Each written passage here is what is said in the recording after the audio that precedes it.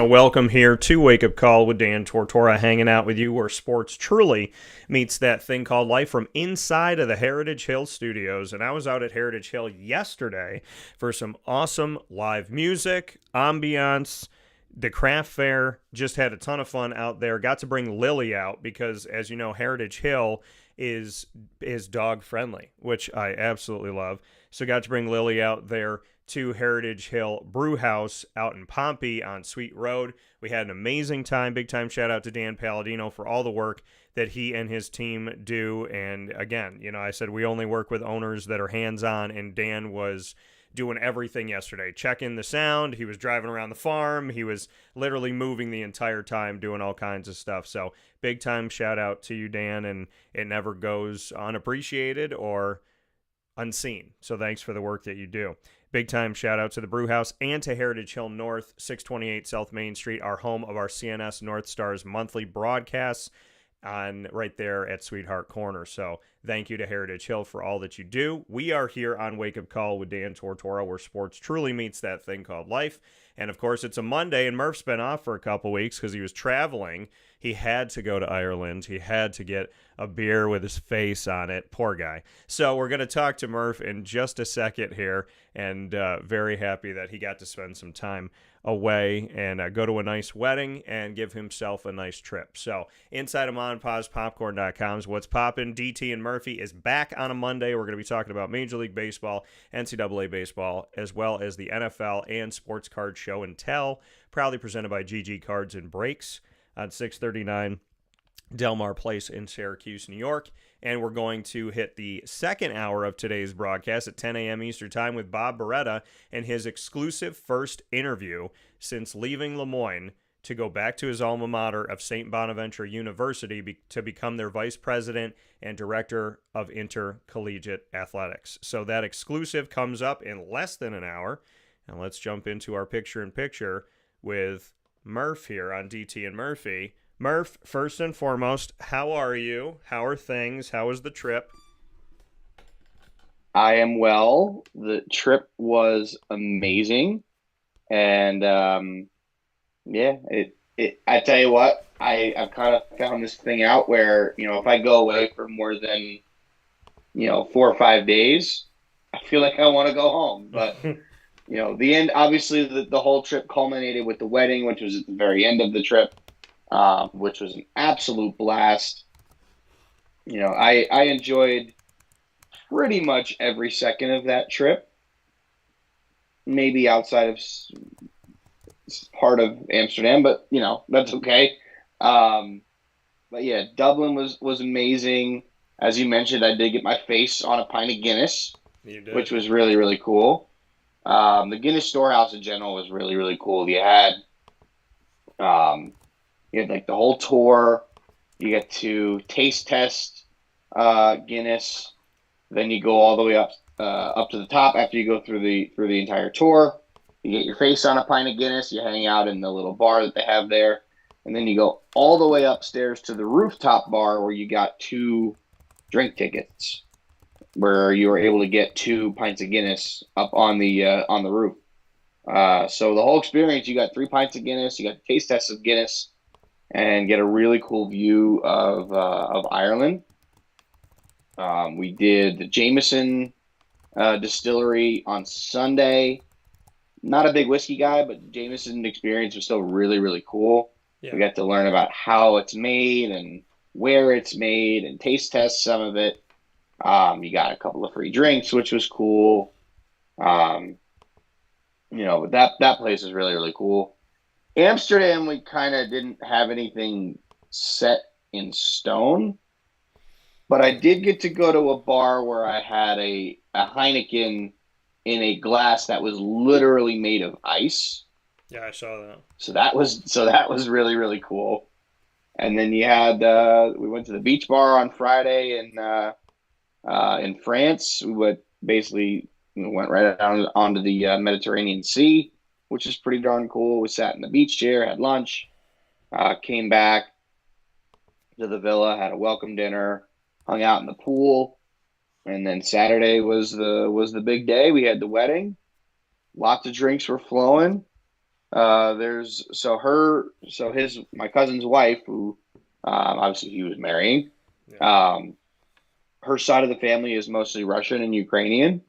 So I've never been to a wedding where you were with Russians and Ukrainians, and safe to say there was a lot of vodka being consumed.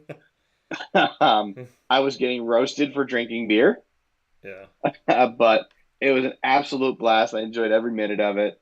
Um, and I will say this: as much as I enjoyed that trip, it was nice to be home. It was nice to be back home and sleep in my own bed for a change. After 9 days, it was definitely nice. Yeah, yeah, I can imagine. I think it's crazy that you got roasted when it came to alcohol because normally you do the I roasting, know, but I normally know. it's like that's all you're getting. Yeah, like I'll go out with Murph and I'll get 2 glasses of water, I and don't roast you. I Stop no, it. you don't. I roast you for ordering a drink and not finishing it. I do. I, That's what I roast you I for. don't. I don't. I really don't finish drinks. I just had this conversation yesterday. I've never been drunk by choice, and yeah. So I mean, when I go out, and And that the is okay. and yeah, and the funny thing is, someone will offer me if somebody offers me a drink. If someone's like, "Hey, I listen to your show. I really appreciate the work that you're doing. Let me get you a drink." I do it like that. It's a kind gesture, so I always accept it. But I'm like, I'm not gonna drink it all. Like I'll sip a little bit of it. It's a very kind thing that somebody would do, and I appreciate it always. I'm just not big on finishing the drink, and it's also calories to me. Like Yeah. I'm very about like keeping me looking great. So that's important to me and my body. I've taken some stuff out of my diet. There's no more soda anymore. So I yeah, I mean outside of like rain that I'll have some of in working with them and water. It's literally rain and water. So that's it. That's all I got for you out here, folks. But I'm happy that you got to go out there and have some fun and spend some time and do some cool things. I'm happy that our young boy got to see the world, and you got to go overseas before I did. I have not been overseas, so Really? I have never, and I really want to. And I talked to my dad about it. I'm like, hey, we're supposed to go to Italy, but we haven't been overseas yet. So I'm very happy that one of 50% of this screen got to go overseas. So that's awesome. Yeah. How was really quick It here? was great. How was the plane ride? Which one? There were six of them. bring just kind of paint No, paint a I picture of know, this. I know exactly which one you're talking about. You're talking about the trip over, which Yeah, was the overnight flight. yeah, yeah. Um, it was rough. Um, I got maybe an hour of sleep, if that, and yeah, I mean, I was dozing off a few times. Like I was doing everything I could to pass out. The long haul flights, they give you a pillow and a blanket Yeah, on Delta, which is pretty cool. Delta. Um, yeah, but the way out, I did everything I could to possibly try and sleep. I was resting that entire time, but I could not get comfortable. My back was a mess when I got off that plane. Um, but the flight back was fine. We actually had a tailwind coming back west, which never happens. So we actually landed in Boston almost an hour early, and then getting from the plane in Boston to my gate and to my gate to go back to Newark in Boston was that was a whole mess. We don't need to talk about that. That was a nightmare. Yeah, But great trip, great plane. Plane rides were good. One of the guys that was on the trip with us had never really been on a plane. So shout out Bobby, and he was a trooper for the whole trip. He had never really been on a plane, or at least that he could remember, yeah. and his ears were killing him right, by the time we made it to France. So I kind of felt bad, but it wasn't much that we could have done there. Well, yeah. I mean, and I can understand the ear thing. I had ear infections as a child almost every time I went on a plane, and thank God things have gotten better. So hope the best for everybody involved. Happy to have you back, though. It's been a couple weeks. Good to be back.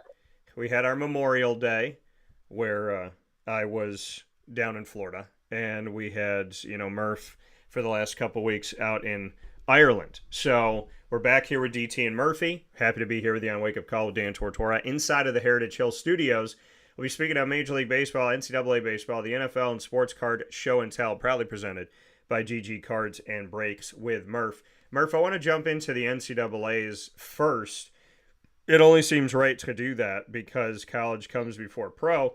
So taking a look at the baseball championship tournament here we have for Division I in 2024, I just want to give a little background, let people know this. The nation's top 16 seeds this year: Tennessee, number 1, then Kentucky, then Texas A&M, then North Carolina, Arkansas, Clemson, Georgia, Florida State, Oklahoma, NC State, Oklahoma State, Virginia, Arizona, UC Santa Barbara, Oregon State, and East Carolina. So looking at the nation's top 16, you have SEC, SEC, SEC, SEC, SEC, ACC, SEC, ACC, SEC, ACC, what's going to be the SEC, which is a Big 12, and then you have ACC. So the top 10 seeds are in the SEC or the ACC, except for Oklahoma, who will be in the SEC this season. Murph, we've talked about this before when it comes to college baseball, just how certain teams and we talked about guys getting drafted and where they get drafted from. The SEC and the ACC own the nation's top 10 this year, and I don't think that that's going to be surprising to you. Yep. Not at all surprising. The SEC and ACC absolutely dominate college baseball. And part of the reason why, they are in the South. When you are in the South, you get to play baseball earlier.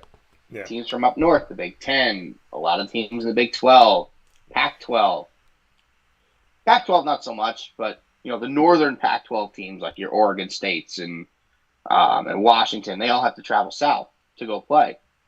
But when you're in the SEC and the ACC, you're basically not leaving home for the first 3 weeks of the year. Florida played like their first 9 or 10 games at home. Yeah. Wake Forest and North Carolina and Vanderbilt, these guys all played at home, all played home games for the first month of the season. But as far as, the top 10 national seeds go, we all knew that Tennessee was going to be the number 1 national seed. They absolutely they dominated this year. They're 50-11 overall record. Evansville gave them some trouble in the super regionals, but they did end up winning the game yesterday 12-1. Safe to say they did okay. Yeah. But yeah, you knew for Evansville that was going to be a tall task. Evansville was the 4th seed coming out of the East Carolina regional, which was it. There's not a whole lot of 4 seeds that make it out of regional play, which is pretty impressive for them. They had to take down Wake Forest too, and Wake Forest had a little bit of a disappointing second half of the season, but they expected to make some noise in the regionals, and they didn't. They got beat by a mid-major in Evansville, and Evansville was able to go to super regionals and take it all the way to a game 3. I'm not gonna lie, I'd never heard of Evansville prior to last week. Yeah. Yeah, good for them. Great, good on them. They had a very good year, making the conference tournament, and then making the NCAA tournament, and then finding a way to get out of the regionals and into the super regionals. Which, making the super regionals is a tall task. Because it's the Sweet 16 in NCAA in basketball essentially, but you've got to beat every team in that regional at least once, sometimes even twice, just to get there, and sometimes even have to win a doubleheader in order to get there. So tip the cap to them. Quite a few 3 seeds made it out of regionals too. West Virginia was a 3 seed that made it out. You had UConn that was a 3 seed that made it out.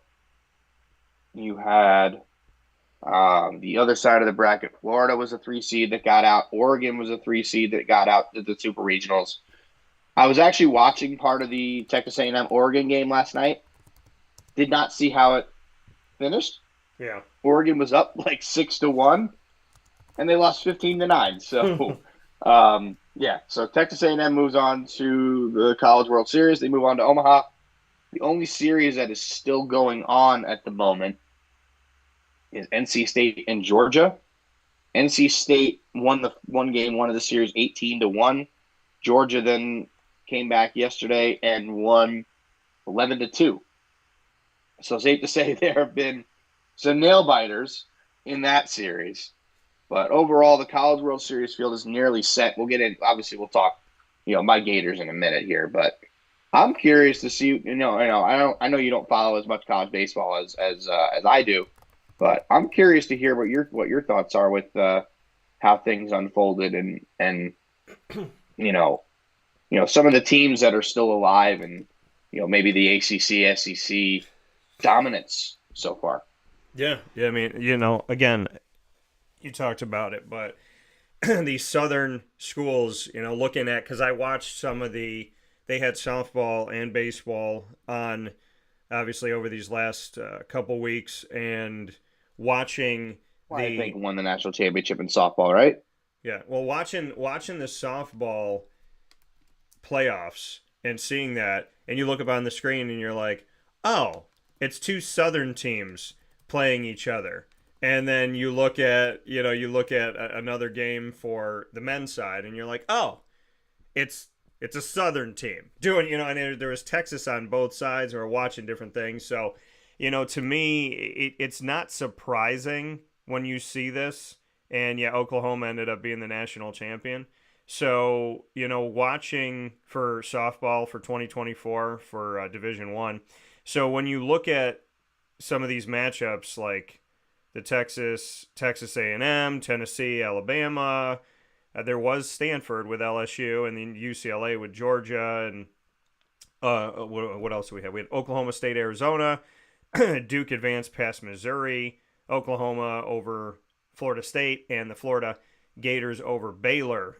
So when we looked at the advancement of Oklahoma, Florida, Duke, Alabama, I think we were watching Florida and we were watching Texas. And so when we got to see these different, like the bracket 1 advancement, the bracket 2 advancement, and then who made it to the finals, which was Texas and Oklahoma. When you go back and you look at that, I mean, again, these are, and who wins? Oklahoma and Texas play for the championship for softball this year. Where are they going? SEC. Right. So it's, you know what I mean? It's like, so the Big 12 can say, hey, we won a championship this year, but it's with the two teams that are going to the SEC. And yeah, I mean, I was sitting at the Wildcat Sports Pub on 3680 Milton Avenue in Camillus, and Isaac and I were having pizza, and we looked up at the screen, and I did. I looked at baseball, I looked at softball, and I said, oh, teams in the South, and oh, look, teams in the South. And it was going off of the same, thought that you just had, which was the fact that these teams in the South typically dominate. It's atypical to see somebody advance. And when you look at the advancement of who's here, we got one more matchup to go, which is today, which will decide who goes between NC State and Georgia. But everything else is decided on the baseball side of things for the tournament in Division I. Tennessee will face off against Florida State, SEC versus ACC respectively. Kentucky, SEC, will either face ACC NC State or SEC Georgia. And then we have Virginia and North Carolina, ACC. So we know that someone from the ACC is going to advance out of that. And then we have Florida and Texas A&M, so someone from the SEC is going to advance. So the SEC has more opportunity to win a champion. Well, depending on how things go, let's see here. 1, 2, 3, 4. So they have 4 right now, and the ACC has 3. So if the ACC gets NC State, it'll be 4 ACC and 4 SEC fighting for the championship. Yep. But there's literally nobody else. There is no other opportunity.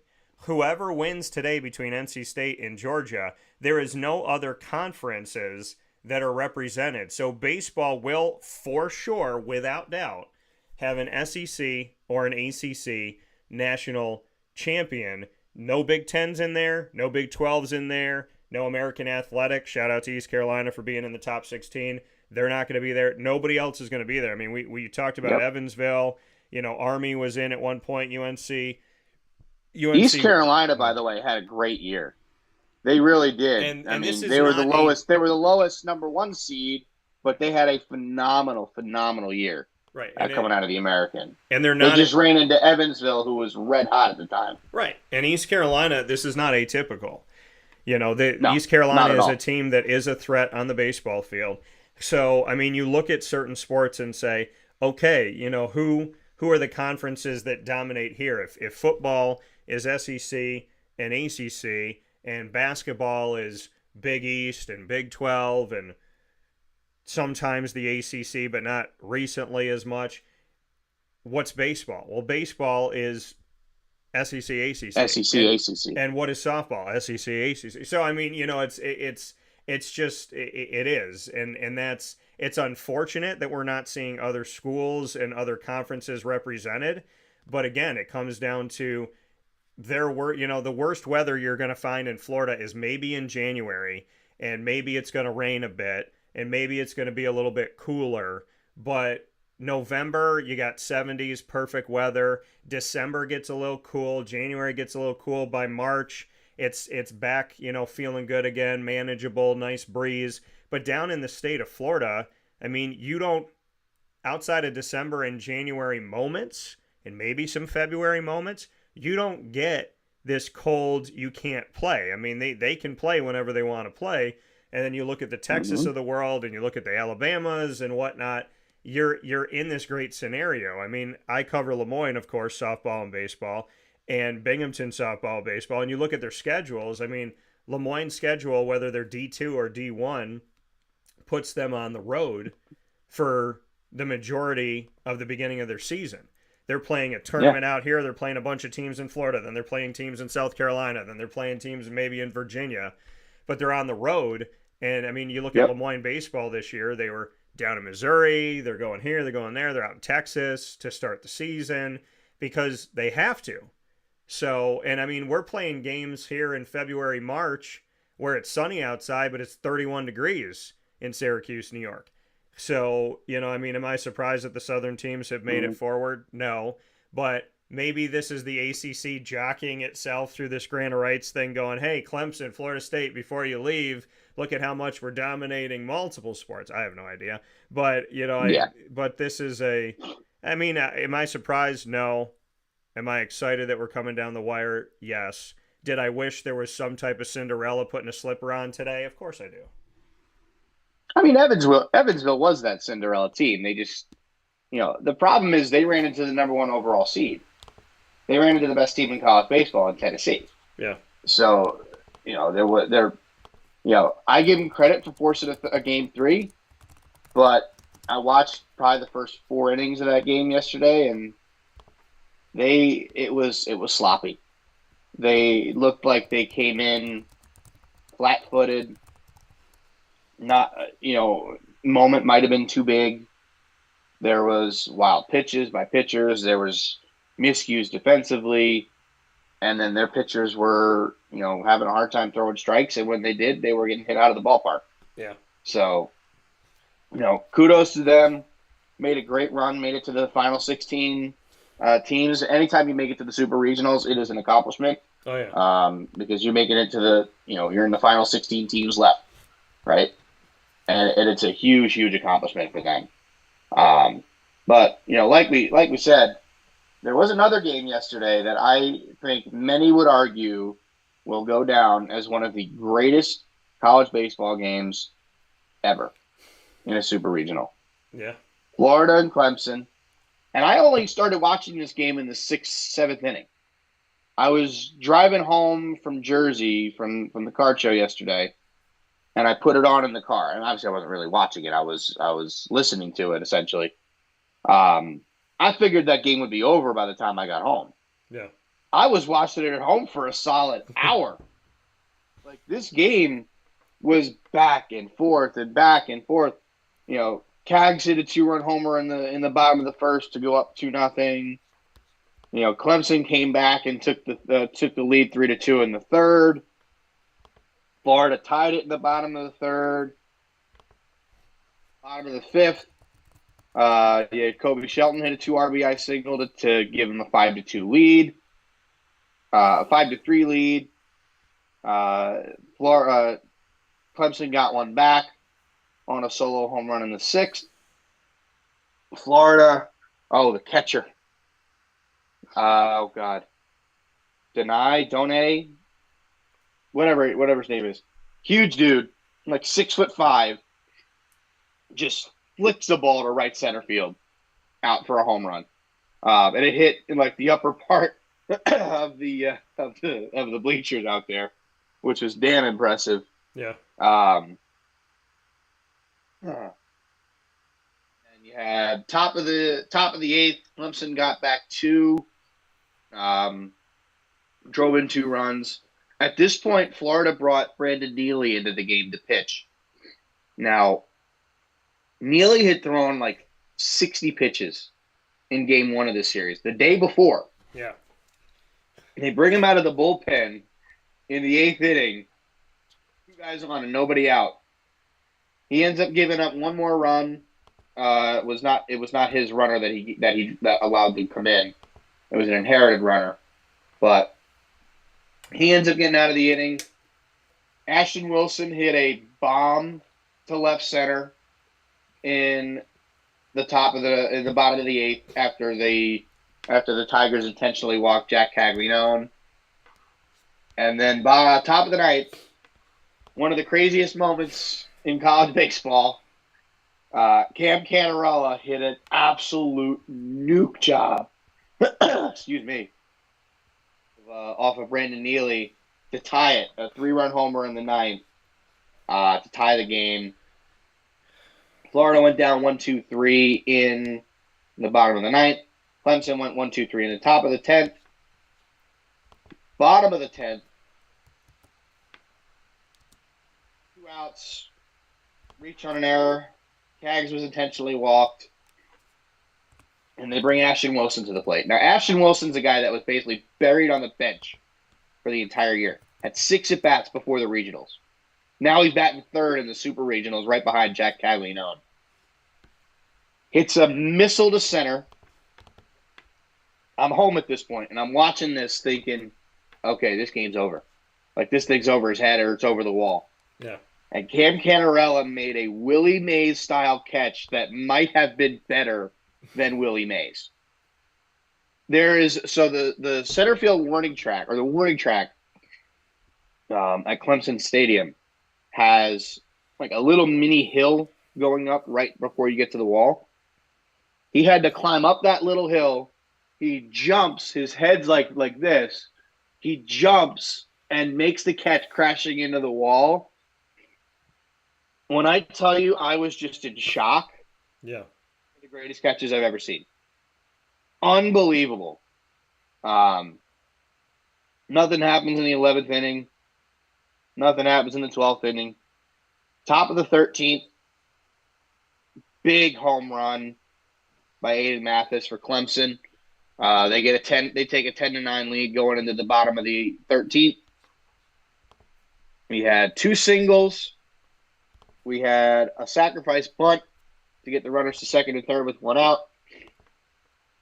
They walk the catcher to load the bases, and then they bring up the 9-hole hitter, Michael Robinson. And the 9-hitter, you're just hoping, okay, maybe try and drive one in to tie it and then get the top of the order up to the plate. Nope. He ended it himself. Hit a missile into left center, walk-off RBI, walk-off 2-run single, and the Gators are going back to Omaha for the second year in a row. Yeah. The only team out of the Final Four that even got out of the regionals, and they're going back to Omaha. Kevin O'Sullivan is 9-1 in the Super Regionals as the Gators head coach. He's won 9 in a row. They lost their first one when he first took over the team, and they have not lost a Super Regional ever since. So 9 appearances, 9 trips to Omaha under Kevin O'Sullivan. That is a very impressive feat. But Gators are back. Gators are back. Well, you look back at this game and how the game shook out, and I appreciate, you kind of helping people live it for the first time or relive that game. Yep. But when we look at how it went, Go find the highlights, yeah, folks. This yeah. game was incredible. If we go inning by inning and you see, I mean, Florida jumped out early in the first 2-0, and then the game ends up tying in the third when Clemson gets 3 runs after Florida adds 1, and then Florida just starts seemingly to take over this game. So now it's 3-3 in the third, then it's 5-3 in the fifth in favor of Florida, and then it's 7-4 in the sixth, and then they both get 2 runs in the eighth. So you got 7-4. Now it's 9-6, and you're thinking, okay, 9-6. Florida's got a comfortable lead. Here we go into the final inning. We jump into the ninth inning. Clemson gets 3 runs, shuts out Florida, and Clemson forces extra innings. We go into the 10th, nothing, 11th, nothing, 12th, nothing, and then 2-1 Florida over Clemson in the 13th inning. You cannot say that these two teams didn't give it all they had. You cannot say they didn't push each other to the brink here. And seeing what Clemson did just to force extra innings was huge. And now watching, I mean, it's sad. I know that Joe Girard III, a friend of mine and somebody who played at Clemson after playing at Syracuse basketball-wise, he was paying attention to this. The Gators moving on here, it took everything they had to do it, and they started out with the lead, and then they had that lead, and then, like I said, that lead ended up getting tied in the ninth to force even going all these extra innings. But Florida never in this game, never trailed in an inning. Coming out of an inning was never behind anybody. And so coming out of a full inning, yeah. Yeah, behind a full Because when inning. Clemson took Right. the lead, they tied it at the bottom of the inning. Right. So when you see this and you see what Florida did in this game, they stayed poised at a time where other teams may fold. Other teams may let their emotions get the best of them. So shout out to Clemson for their incredible work in this game. It's sad that both teams can't move forward in a game like this. Yeah. You want to see both of these teams going ahead to our final 8. Mm-hmm. But what's going to happen here is Florida obviously moving on. Clemson, valiant effort. I want to go back to softball for a second before we take a quick step aside for a fast break. I want to give a shout out to softball, to Oklahoma. I said they won here in 2024, but this victory here in 2024 made history for softball in NCAA history for Division I. They are the first ever NCAA softball team to win 4 straight national titles after defeating Texas 8-4 in Game 2 of the Women's College World Series Championship Series. So a big time shout out to Oklahoma, who has made NCAA softball history in winning 4 straight national titles for the Sooners, who have done all of that under the Big 12 and are now moving on to the SEC. We'll take a quick step aside for a fast break inside of the Heritage Hill Studios. We'll be back for Murph and I to talk about baseball, NFL, and show off some cards right after this very, very fast break.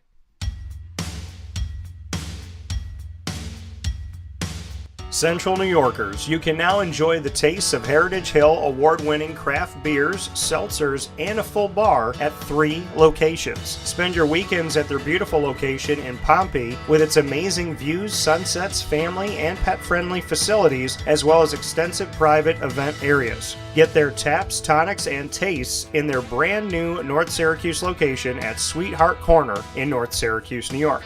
When flying in and out of Syracuse Hancock International Airport, make sure to visit their Palladino Farms location. At Heritage Hill, they believe in supporting our community and are excited to now meet you where you're at and where you're going with their local farm-raised tastes. Find out more information at heritagehillbrewery.com.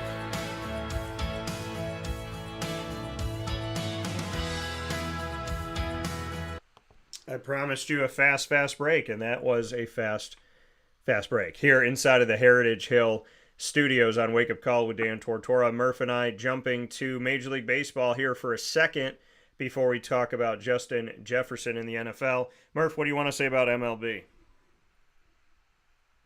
The Mets stink. Next.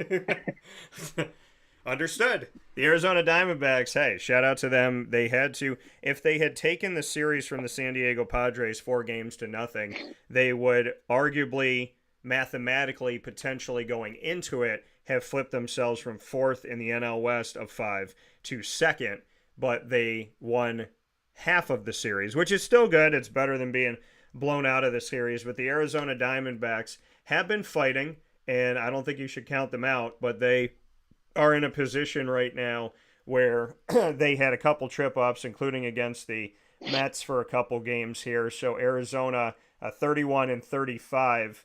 The San Diego Padres, the San Francisco Giants, and the Arizona Diamondbacks are all in this almost the same amount of space from the Dodgers. The Padres are 8 games from the Dodgers. The Giants are 8.5. The Diamondbacks are 9.5. So everybody's chasing the Dodgers. I don't think anybody's surprised about that. The Phillies are leading the nation on the NL side, and on the AL side, the Yankees are leading. Surprise here, Murph, that the Philadelphia Phillies have caught fire and the Yankees have as well? A little bit. I mean, the Phillies have, I mean, we knew the Phillies were built for this. Their rotation has been really good. You know, Ranger Suarez has had a historic season, finally back from injury. Well, it was a short stay on the IL, I believe, but he's back. Wheeler's looked good. Nola's been so-so, but he's getting the job done. And their lineup has just been really good. Harper's hitting. Schwarber's hitting. Castellanos is hitting. And they're doing this all without Trey Turner.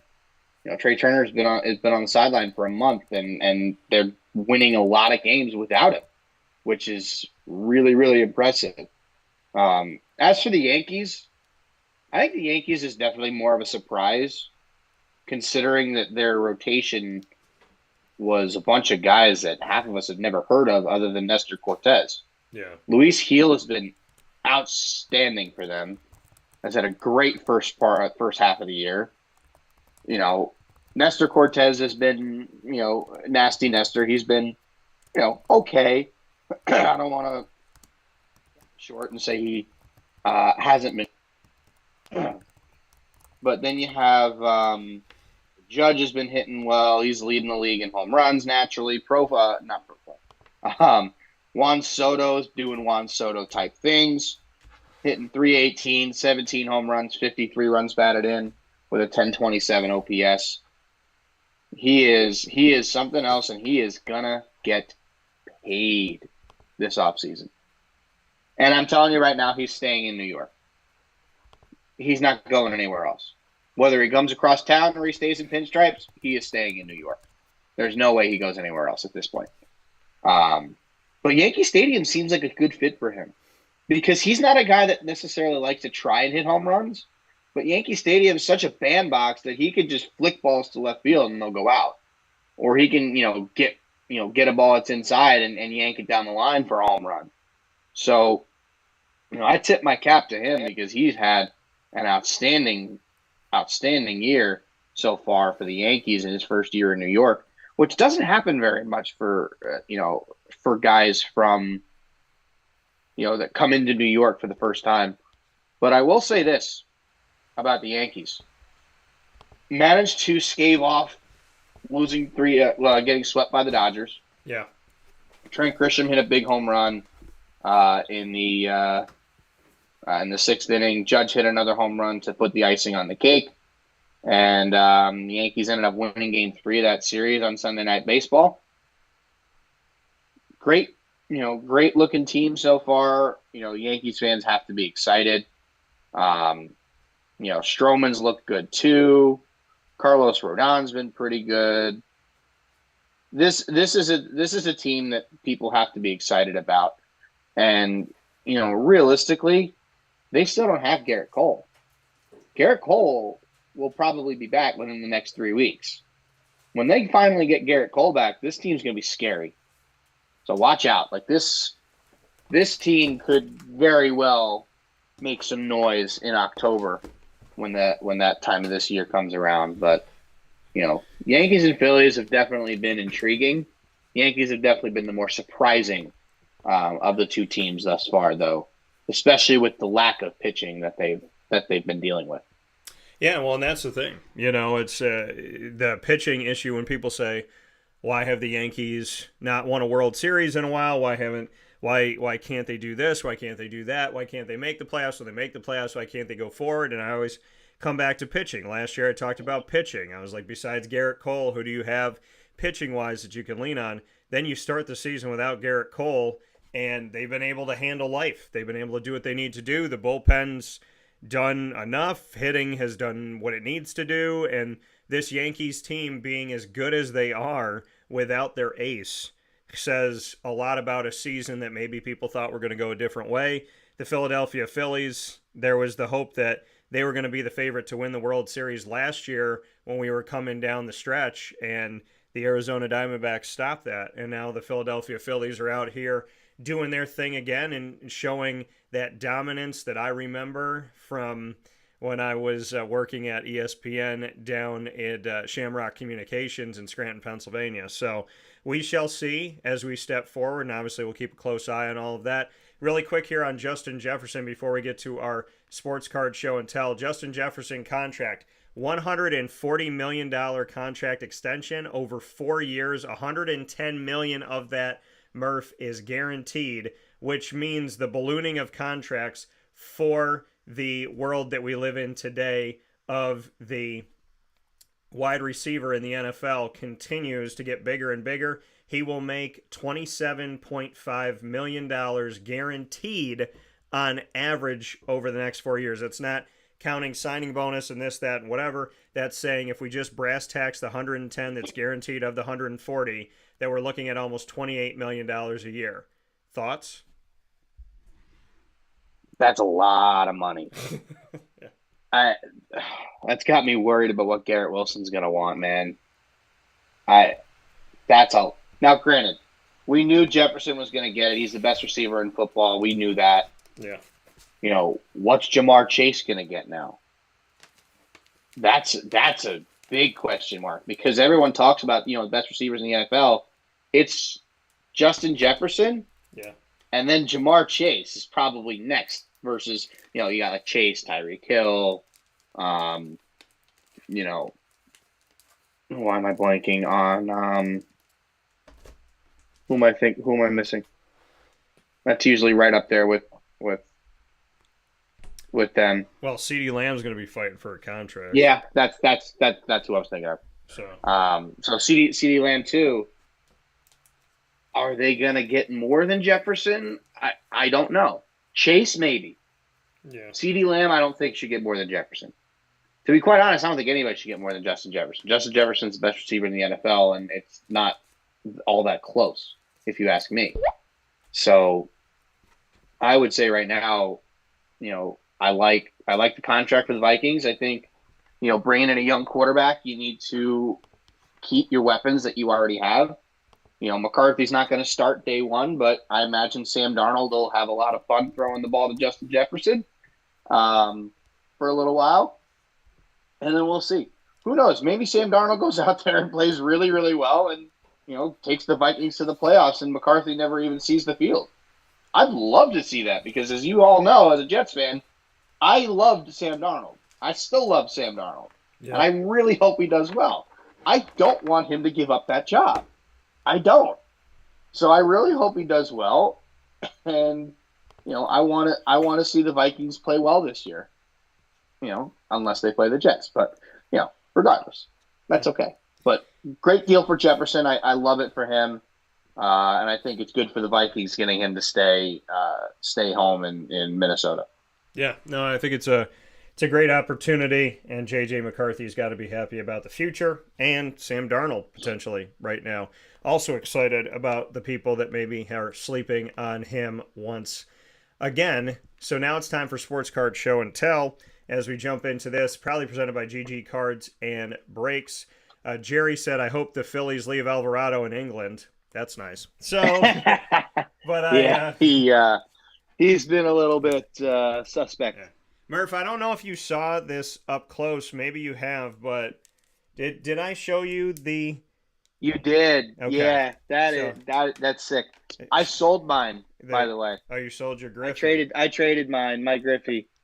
So I'm going to show these I had quick. to. I got a good deal. I'm going to show these quick because we got just a couple minutes before Bob comes on, but I may be getting this one graded. This is a CJ Stroud rookie. Might have showed that I before. would. That might be getting graded. I love this because I love the fact that I got the holder for it too. Is my orange disco ball Trevor rookie. I just love that I Yep. can stand that up somewhere. But these are the ones I got from my Yeah. most recent packs and box stuff that I did at GG Cards and Breaks. I got a Sage as we only have college stuff coming out.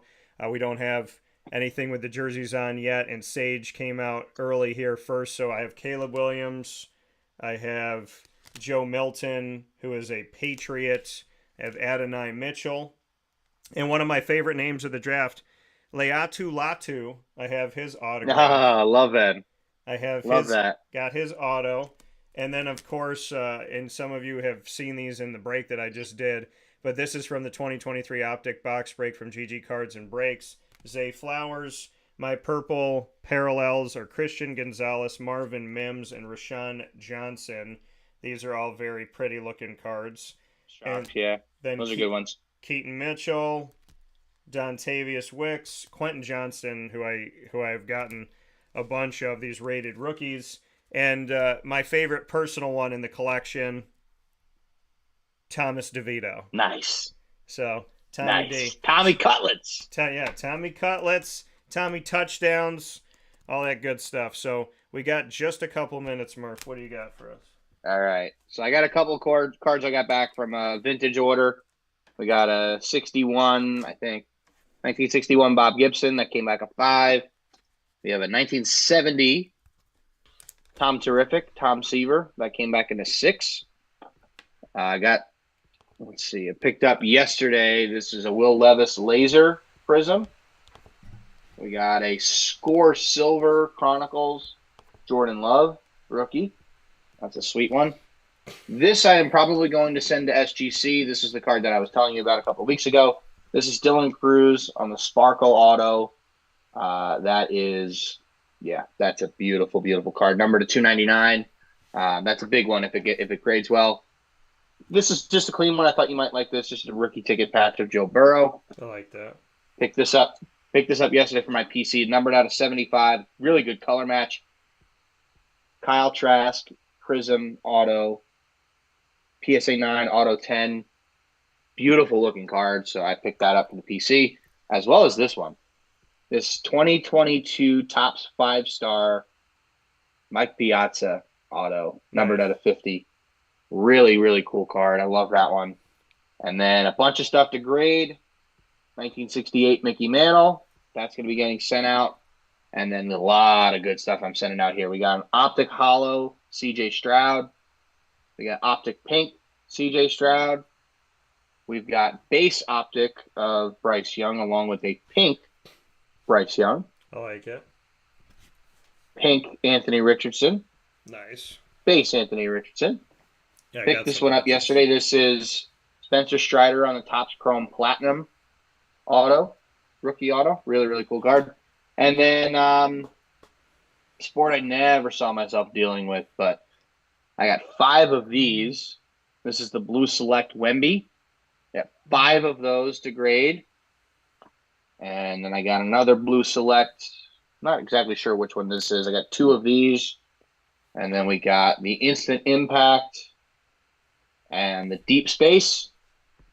And then I've been told this dude's decent and the card looks really sharp. Jalen Williams from the Thunder. I have no idea who he is, but we're going to grade it anyway. Absolutely no clue who the dude is, but I'm grading it regardless. And then I have a bunch of Dylan Cruz and Aiden Miller and Walker Jenkins and George Lombard Jr. that I'm going to be sending out. I got like a 50 card order that's about to go out. I'm probably going to send that out either Tuesday or Wednesday. Nice. Well, And then my vintage order at some point. Hopefully ours are going to be ready soon that we sent out before. They should pop this week. They are in assembly. I would expect them to pop within the next couple of days. So maybe we even have them by next Monday. Who knows? Hopefully. So that coming from Murph here, DT and Murphy on Wake Up Call with Dan Tortora inside of the Heritage Hill Studios. Murph, it's been a couple weeks. Happy to have you back, and we'll be back at our normal 2 hours next Monday, 9 to 11. I look forward to seeing you then. Yes, sir. We will see you then. Go Gators. Take care.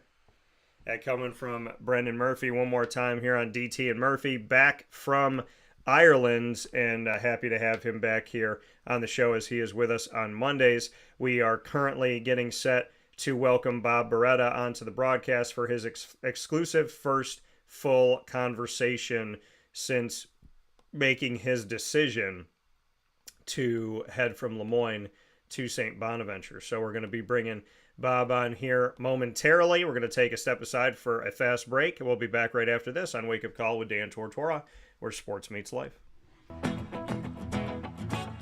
Hi, this is Amy from Mother's Cupboard, home of the whole frittata. We are open daily 6 a.m. to 1:30 p.m. For takeout orders, call 315-432-0942 and tune in to Wake Up Call with Dan Tortora for our monthly food challenge and try our Wake Up Call signature menu item available 7 days a week. Here at Mother's Cupboard, we are Central New York, and it's our honor to serve you.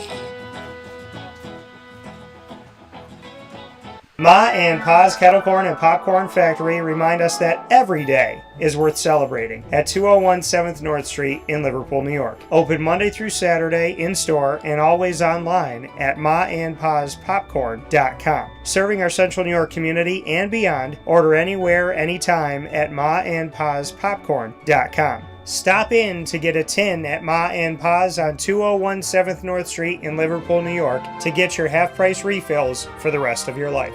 Come to Ma and Pa's for your holiday gift giving for family, friends, employees, and clients. And remember, for fundraising and events, to call 315-450-6272. That's 315-450-6272. Ma and Pa's Kettle Corn and Popcorn Factory. How corny are you? This is Jimmer Sikowski, owner-operator of Chick-fil-A Cicero, 7916 Brewerton Road in Cicero, right in front of the Home Depot. I had a deep feeling that God wanted me to do something bigger with my life and to help people, help others. He kept putting Chick-fil-A in my life, and I realized as I was going through the franchise selection process that positively impacting the lives of others was really core to what we do here at Chick-fil-A. First of all, it starts with the food. The food is brought in fresh daily. We bring in local produce.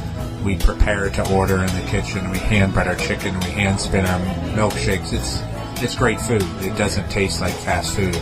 I think the second thing is the way people feel when they come in a Chick-fil-A restaurant. It's different.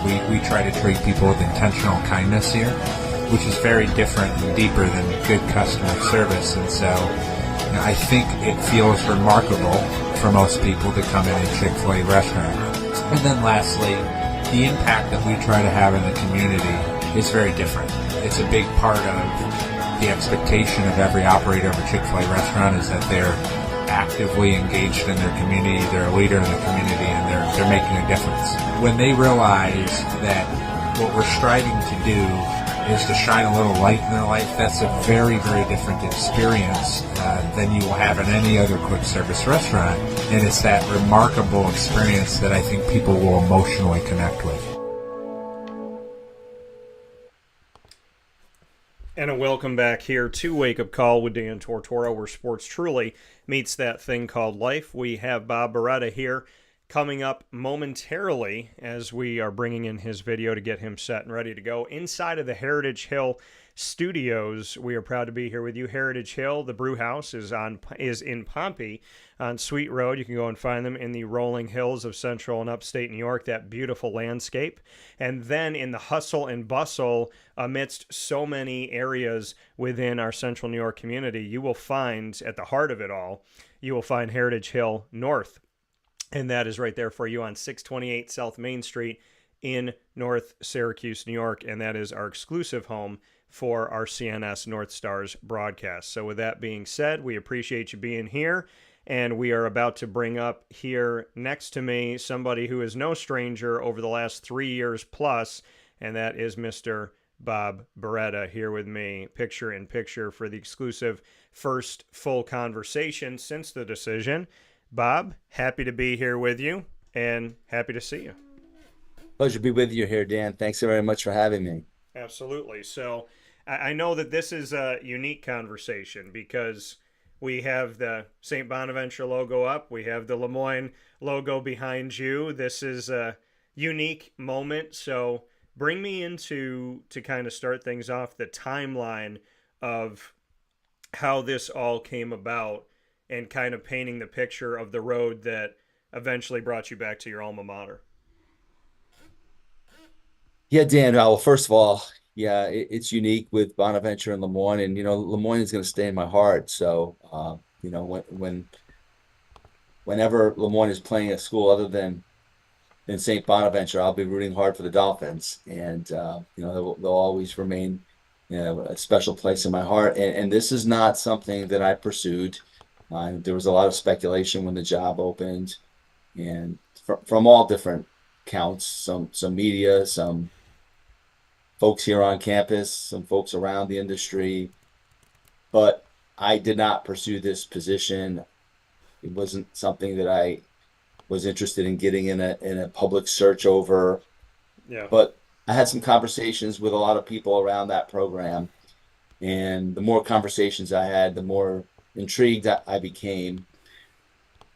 Had a conversation with the president early in the process, just to kind of a get to know you session, and said we'd stay in touch, but I wanted to allow their process to evolve, and I didn't want to be a distraction here because this really started in March, and I really didn't want to have a distraction during our academic year. We were focused on the spring sports season, supporting our student athletes here at Lemoyne as best that we could. We had graduation and we had board of trustees visit. So there were some things that I really wanted to focus on here to make sure that we didn't distract from these phenomenal accomplishments of our student athletes this past year and wrapping up the spring season. So I had conversations and dialogue, but not a lot during the course of the month of April. And I would say in late May after graduation, some more conversations. I did meet with the search committee, and then we put things on hold because I did not want to have any distractions during our board of trustees visit, and had that conversation that we just needed to kind of table things if I was still going to be a candidate there. And the folks at Bonaventure understood that. I really did not want to distract from any of the success that we had achieved this year. It was a time to celebrate President Lemura's great success this season, her leadership, the position of the college, which is, in my opinion, just on an unbelievable trajectory for positivity. And it was a time to celebrate all those accomplishments. And I did not want to distract from that out of respect to the college, President Lemura, and the board of trustees. It just wasn't right. But that visit lasted until a Friday, and then later in the day, Friday, I had an email communication, and then over that weekend, which was, not this past weekend, the weekend before, things escalated very quickly, and to the point where I was able to come to an agreement with the folks at Bonaventure on that Sunday, and I came in and had a conversation with President Lemura Monday morning. Yeah, and there's so much to unpack, and I appreciate having the opportunity, as always, to have such a candid look at so many things that we've talked about over the years, including this moment. That conversation with Lemoyne President Dr. Linda Lemura, I know how much you both respect each other. It's one thing to have, and I've said this to people recently, it's one thing to have one good leader on campus. It's another thing to have more than one. And you and Linda, one of you can lead a ship that I would trust is going to get to shore safely. When the two of you are working together, it's an almost unstoppable force. So what was that conversation like with Dr. Linda Lemura, knowing just how incredibly respected you are to her and her to you? I mean, this is something that I've seen firsthand throughout the years of how well you work together, and you don't always get that with the president and the leader of the athletic department, but that's been the case at Lemoyne. So what was that conversation like, knowing that you're friends and it's a tough conversation, and at the same time you both respect each other and always want the best for each other. So there was a lot that I'm sure went into that conversation.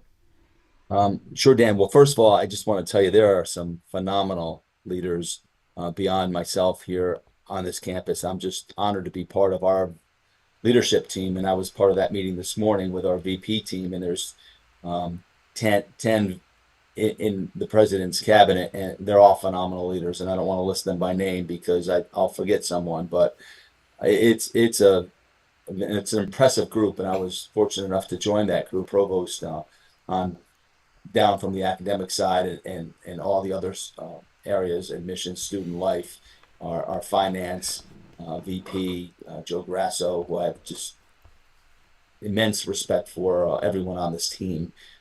Pat Rogers, Father Pat Rogers, Barb Carper, Sean Christer, I mentioned the student life. All these people are just incredible human beings and fantastic leaders. So, and I'm sure I left some off, and Carly Colbert, who is our chief of staff, is amongst that group. It's just an incredible group. I just happen to be in the athletic space, but it was a difficult conversation, Dan. But I will tell you that it wasn't the first conversation that I had with President Lemira about this. I wanted to be transparent from the very start. So from the time of our first outreach, I notified the president and told her that I was contacted by the folks at Bonaventure and tried to keep her abreast of the developments as they were unfolding here over the past couple of months. And really not until a week before last, really, where things started to escalate a little bit, where I told her that I felt like there was a good chance that I was going to get an offer, and that it was going to be a very difficult decision that we would have to make. Yeah, and like you said, so many great leaders on campus at Lemoyne. When you have the 3+ years that you've had, and you're working with Linda, you're working with the board of trustees, with Pete DeLaura, who I've gotten to know, well over these last few years as well. And you talk about the provost, and you talk about Father, and I think about Sean Ward and everything that he's done in the athletic world and all that. It's not an easy decision. And I think, Bob, and you and I have built such an incredible relationship over the years. I don't like when people speak for people. And like you said, there was all this prognostication of, St. Bonaventure's open, this is his alma mater, and this and that. But this is not an easy decision. And I want to go deeper into why this wasn't an easy decision to you, because you have become Lemoyne. You've become synonymous with Lemoyne. You are fins up every day. I would venture to say that in a month's time of 30 days, you probably have slept 13 hours in 30 days. You travel all the time. You're with the student athletes. You're with the coaches. You're in meetings for the NEC. You're in meetings with Linda. You're trying to fundraise. You're doing all these different pieces. And I know that you give credit to the team, and I give credit to the team as well, of so many people that are out there running around. But for your specific decision, I want to make clear with people that this was not an easy decision, because as much as St. Bonnie's is home, Lemoyne has also become a home for you. Yeah, no doubt, Dan. And I knew I'd leave some names off of that list, but Jim Joseph, I can't forget Jim, and he's just done a miraculous job here in taking over the advancement team, in addition to being the dean of the Madden College of Business, and our provost Jim Hannon. I didn't mention him by name, but just a phenomenal group of people. Very difficult decision. Very difficult decision. This has become home, and the reason it's so difficult, it's the same reasons why I'm kind of so attracted to St. Bonaventure, and why I love my time at West Point for 3 decades. It's about the people, and I know that not every institution is like that, and I've just been blessed with a life that has placed me around people that have just been incredible. First at Army, the last 3+ years here at Lemoyne, and now going back to my alma mater.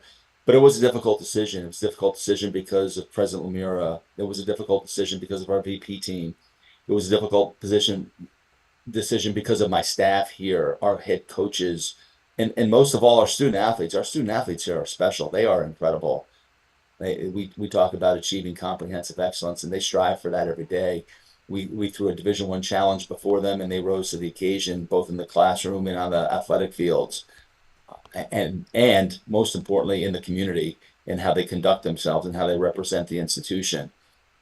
The trajectory of this school, I've told people, it's a rocket ship, and it's under the leadership of President Lemura. We're poised for greatness between all of the unbelievable philanthropic exercises that have gone before us this past spring, from Yeah.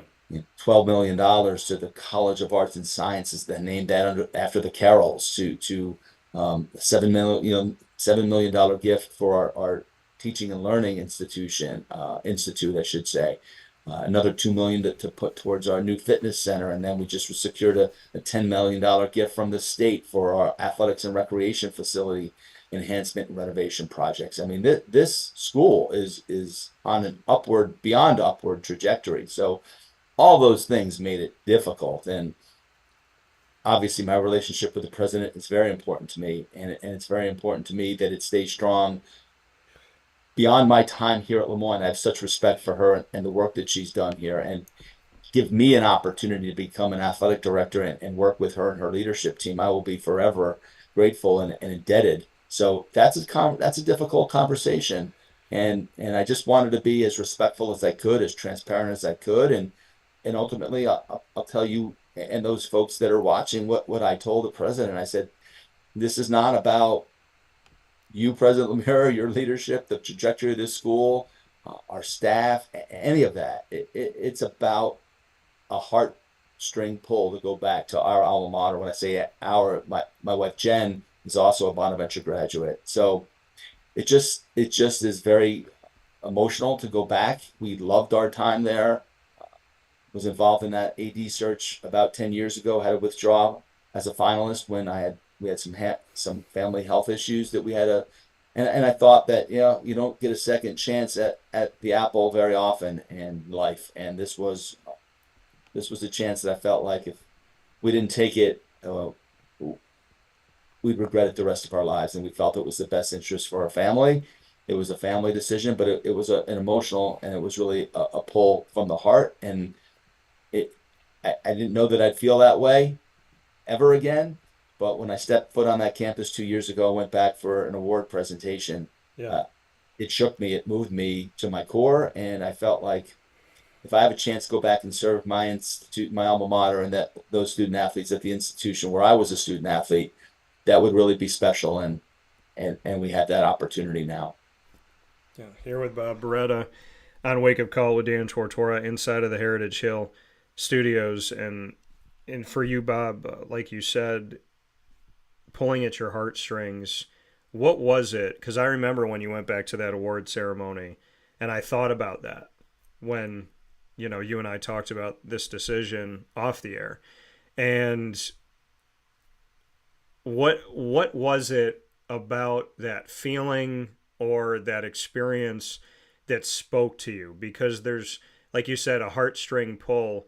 There's, I think a lot of people in life, the older you get, the more methodical we get, the more we're like just looking at the, the brain and the logic and the rationale. But there's something to be said about when your heart pulls you somewhere, whether anybody agrees with it, doesn't agree with it, understands it, doesn't understand it. When your heart pulls you, it pulls you. And there's this unspoken feeling that you just have toward whatever it is, and you believe in it. How did that experience a couple years ago pull on your heart? What happened? What did it? Bring me into that feeling in that moment that really had such an impact on you. Yeah, Dan, it's hard to explain, and I know Lemoyne has this as well for its graduates. And in fact, when I was considering the opportunity to come to Lemoyne and I stepped foot on campus, I'm like, this really reminds me of Bonaventure in a lot of ways. And the more I was able to interact with folks here, the more I realized there's a lot of the same bonds in terms of the people and the relationships. That's what it is. But so when I went back there 2 years ago, I had not been on that campus for 25 years. I'd gone back for my 5-year anniversary, and then I never went back, just for a variety of reasons. I was at West Point. I was working a lot of long hours and weekends, and I just didn't have the time to go back for baseball reunions and other things. And I felt really like Army had been my home for 30 years. I didn't feel like Bonaventure was really my home anymore. It'd been a long time since I'd been back on that campus. But when I stepped foot back on that campus, it just brought me back. It brought me back to 4 unbelievable years of my life where I was transformed academically, athletically, and socially. We grew up together. We, meaning my wife Jen and I, we fell in love there. It just brought us back to all these memories, and I needed to make sure that it wasn't me just being nostalgic and wanting to go back to the 1980s, And Yeah. what really was powerful to me was interaction with so many people that still truly cared so deeply about that institution and welcomed you back in a way that made you feel like you never left. And for me as an athletic director to have the opportunity to go back and serve the institution that meant so much to me, but really I can put myself directly in the shoes or the baseball cleats, if you will, of the baseball players there and the other athletes. And it just moves me to want to make their experience better because I'm one of them. I went through that program and it's improved dramatically over 30 years. And I think we can still continue to enhance it, particularly in this time of turbulence in our enterprise. So Yeah. it struck me in a visceral way, and it shook me, and I loved my time there. That campus just meant so much to me, uh, and I feel like it's a way I can give back in a way. I felt like it was just when I left that campus that day, and then I went back the following year for someone else that was my mentor was presented the same award, and I went back and I felt okay. Well, Yeah. let's see if I still feel the same way, and I did.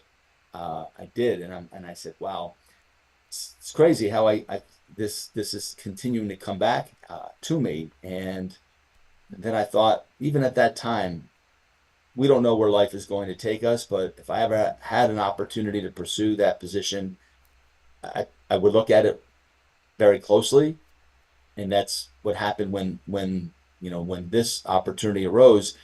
I thought about it long and hard, and I wasn't going to pursue it publicly, and initially I wasn't going to pursue it. But the more folks talked to me about it, the more at ease I felt, the more I felt it was the right fit at the right time, and we decided to accept the offer. Yeah, and I want to go back to when you decided after more than 3 decades at Army West Point to take the job to lead the athletic department at Moyne, because that's the first time you've ever been the head of an athletic department. It's the first time you've ever been an athletic director where this is your department, you're the figurehead, you're the leader of this. And what made you say yes to Moyne? Moyne's Division II at the time. Moyne, in three plus years, what I've seen Moyne do is no short of incredible. And I think that if people were on the inside watching this the way that you and Linda have allowed me to be, and the coaches and the student athletes, Moyne is I don't know if I'll ever experience something like this ever for the rest of my life. I mean, you let me be in the Division II to Division I move for just from the beginning of having the binder being put together and sitting in your office and saying, Dan, it's right there. Like, we're literally looking at this, and I don't know if we're going to do this, but here's the plan, and we've hired someone from the outside, and they're going to assess everything. When Moyne hired you, when you went through that whole process of them speaking with you about this, why did you say yes to Moyne? What did you see? Because you say the upward trajectory, they're on a rocket ship right now, but what did you see over 3 years ago? Yeah, the people, incredible people. The president, just amazing. One of the main reasons I came here was to have the opportunity to work with and for her and learn from President Lemura. I didn't mention these two names. These two names are just unbelievable people, salt of the earth and incredible. At the time, the board chair, Bob Beretta, he had a lot to do with me coming to Lemoyne. I just have incredible respect for that man. And he's coming back on the board of trustees. Our entire board of trustees is incredible, about 40 people, and they're just amazing people. But I didn't have the opportunity to interact with all of them until after I'd gotten here. But I did have the opportunity to interact with two members extensively, and Bob Beretta, the board chair at the time, and Pete DeLaura, who just left as the board chair, was the incoming board chair at that time, or was the vice board chair. I mean, you can't ask for better leaders in life and meet those than Bob and the president and Pete. I mean, I run out of words, and I'm a PR guy at heart, and I just, to describe just the quality of human being of those three individuals takes my, 3 years later, it's a big reason why I left, and I'm happy to say that everything that I was thinking was accurate, because they turned out to be well beyond even what I expected in terms of leaders, in terms of empathetic leaders, in terms of being partners, in terms of being supporters, in terms of keeping me straight when maybe I was veering in a different direction. Just incredible human beings. And I was blessed to have the opportunity to work with them. And that went up very far into my decision to come to Lemoyne, knowing that I said when I was leaving West Point, or when I was thinking about it, I said, I'm not going to leave for any job. It's going to have to be a special opportunity. I had chances to leave for AD positions previously and some other really appealing positions, but I said it's going to take something incredibly special, and most important thing, I want to make sure I'm going to enjoy working for and with the people that I'm going to work for and with, or else I'm not going to leave, because I enjoyed working for and with the folks at West Point for 30 plus years. And at that stage of my life, I didn't want to go to a situation where my belief might not align with the institutions, and my values, my own guiding principles and my mission and my values, my core values all matched here perfectly. And they matched perfectly with President Lemura and with Bob and with Pete. So it was not a hard decision to leave West Point, if you will, if that makes sense. As difficult as it was home. So I was leaving home physically and spiritually.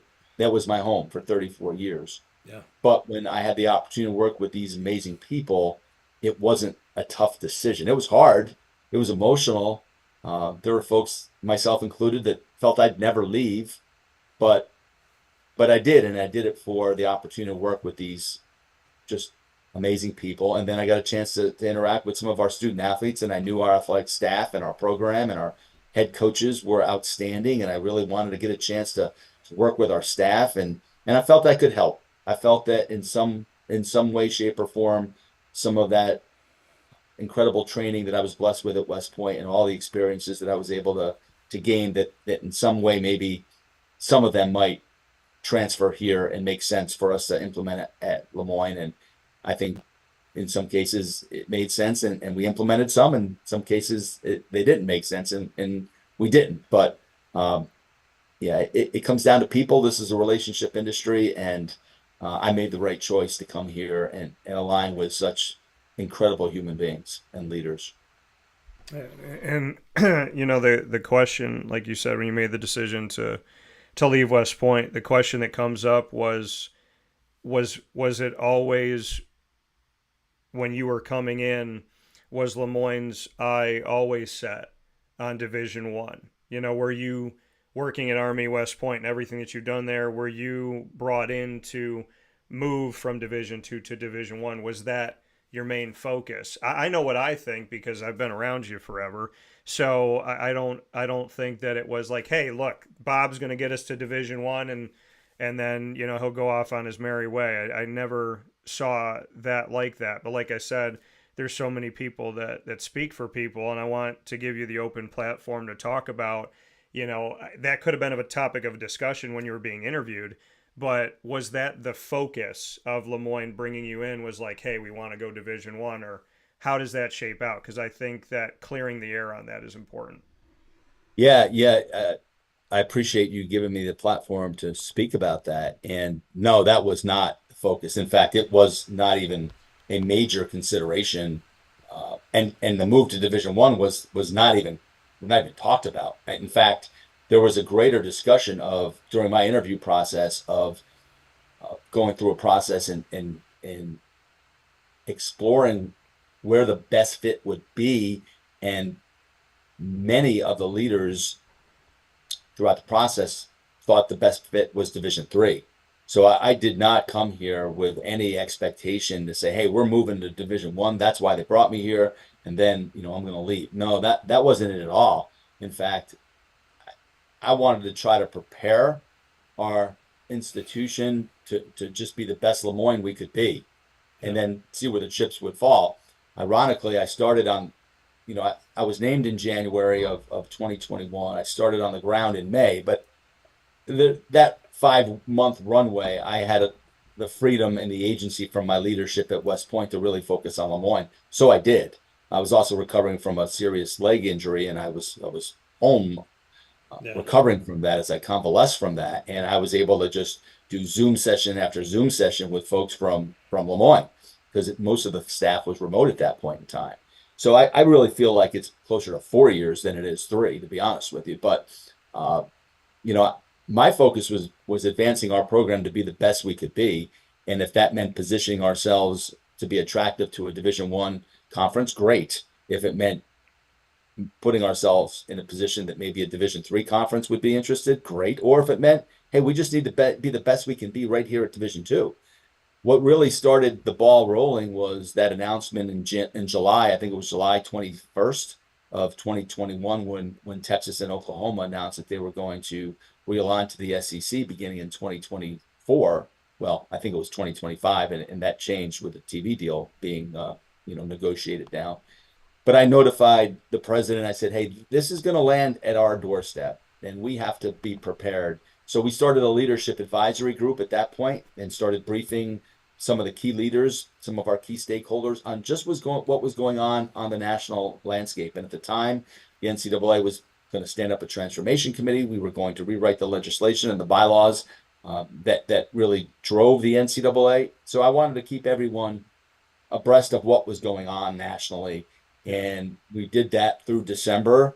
And even at that point in time, it wasn't, hey, we're looking at Division One at all. It was just, we need to be aware of possible opportunities.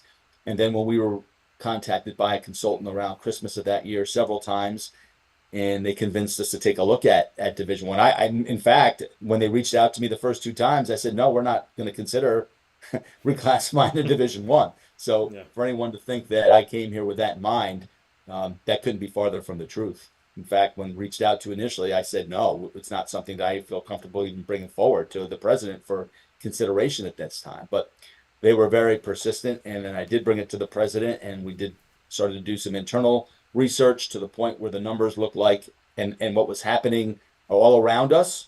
Yeah. Those external forces were demanding that we looked at where we best aligned, and all kind of coalesced, and to the point where you know the rest. We brought a consultant in, then we stood up our ad hoc committee on athletics reclassification. We met 32 times during the summer of 2022, and we looked at Division Three. We looked at Division Three. We looked at the numbers, but we felt like it just wasn't the right fit for us. We felt for a variety of reasons, we thought it might be a threat to our enrollment, and if we dropped down to Division Three. So we really focused at that point on a transition to Division One, because we did not feel that Division Two was the proper alignment for us, and it not so much today, but it wouldn't be 5 or 10 years down the road. We had real concerns of the viability of Division Two, and so then we looked hard at Division One and felt like, hey, that was the best move for Lemoyne. So, yeah, definitely not something that I came in here, wasn't a focus point. During the interview process, they talked to me about we need to take a look at moving to Division Three, or take a look at where our best alignment would be. And that we ended up at Division One, but it was a circuitous path to get there. Yeah, and the path of everything that we've seen, and like you said, closer to 4 years than 3 because of when you started and going through that rehab to get your knee better and everything. That when you and I met, there's some irony of the bookends of your time at Lemoyne. That your first major hire was for women's basketball with Mary Grimes, and your last major hire was for women's basketball with Nick DiPillo. Bring me into that, just how life can be very poetic and find its way to parallel itself in these strange occurrences. Just what that was like to hire Mary Grimes. That's the day you and I met, was her press conference. And then, now to hire Nick DiPillo as the last major move before heading to St. Bonaventure. Yeah, life has a way of sometimes keeping you honest, right? And just saying, hey, you're not in control here. Yeah. There's a larger force in control of our life's circumstances. And this is one of those moments. It just happened to be that, right? But Mary was just a fantastic hire for us, represented the institution with the highest levels of class and dignity and success. And she was able to accept a position that's going to benefit her and her family. And I have great respect for her and was really happy for her. And now our last hire with Nick a couple of weeks ago, he's going to be just outstanding. And I thought that at the time that we offered the position, and subsequently going down to NEC meetings last week and interacting with people that know him in the industry since our announcement of his official hiring, has only reinforced our thoughts of we landed a gem there as well. So yeah, very, very serendipitous, I think the word might be, but Yeah. It's, again, I think sometimes there's a higher force that just wants to remind you that you're not in charge of what happens tomorrow. Yeah. And before I let you go, here with Bob Beretta here on Wake Up Call with Dan Tortora inside of the Heritage Hill Studios. Bob, I've had some coaches on, and I'm sure I'll have conversations as we step forward, but I had the opportunity to speak with the head softball coach at Lemoyne, Tracy Roman, about your impact. Had the opportunity to speak with Lemoyne men's and women's swimming and diving head coach Adam Zakowski about your impact. Personally, for you, what type of impact do you believe you have left with Lemoyne? If they're on this trajectory and you see all these positives, I know you always disperse credit to your team, and I respect that about you.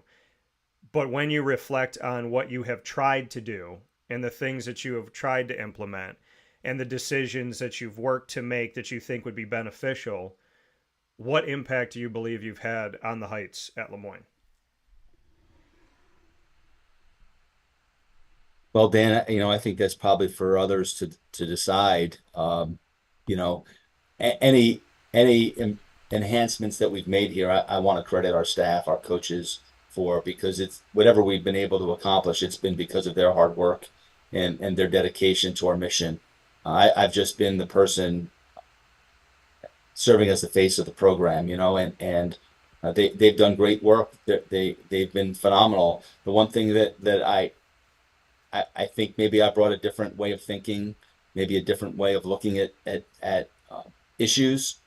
And I've always placed the student athlete at the forefront of our decisions. And I will always do that as an administrator.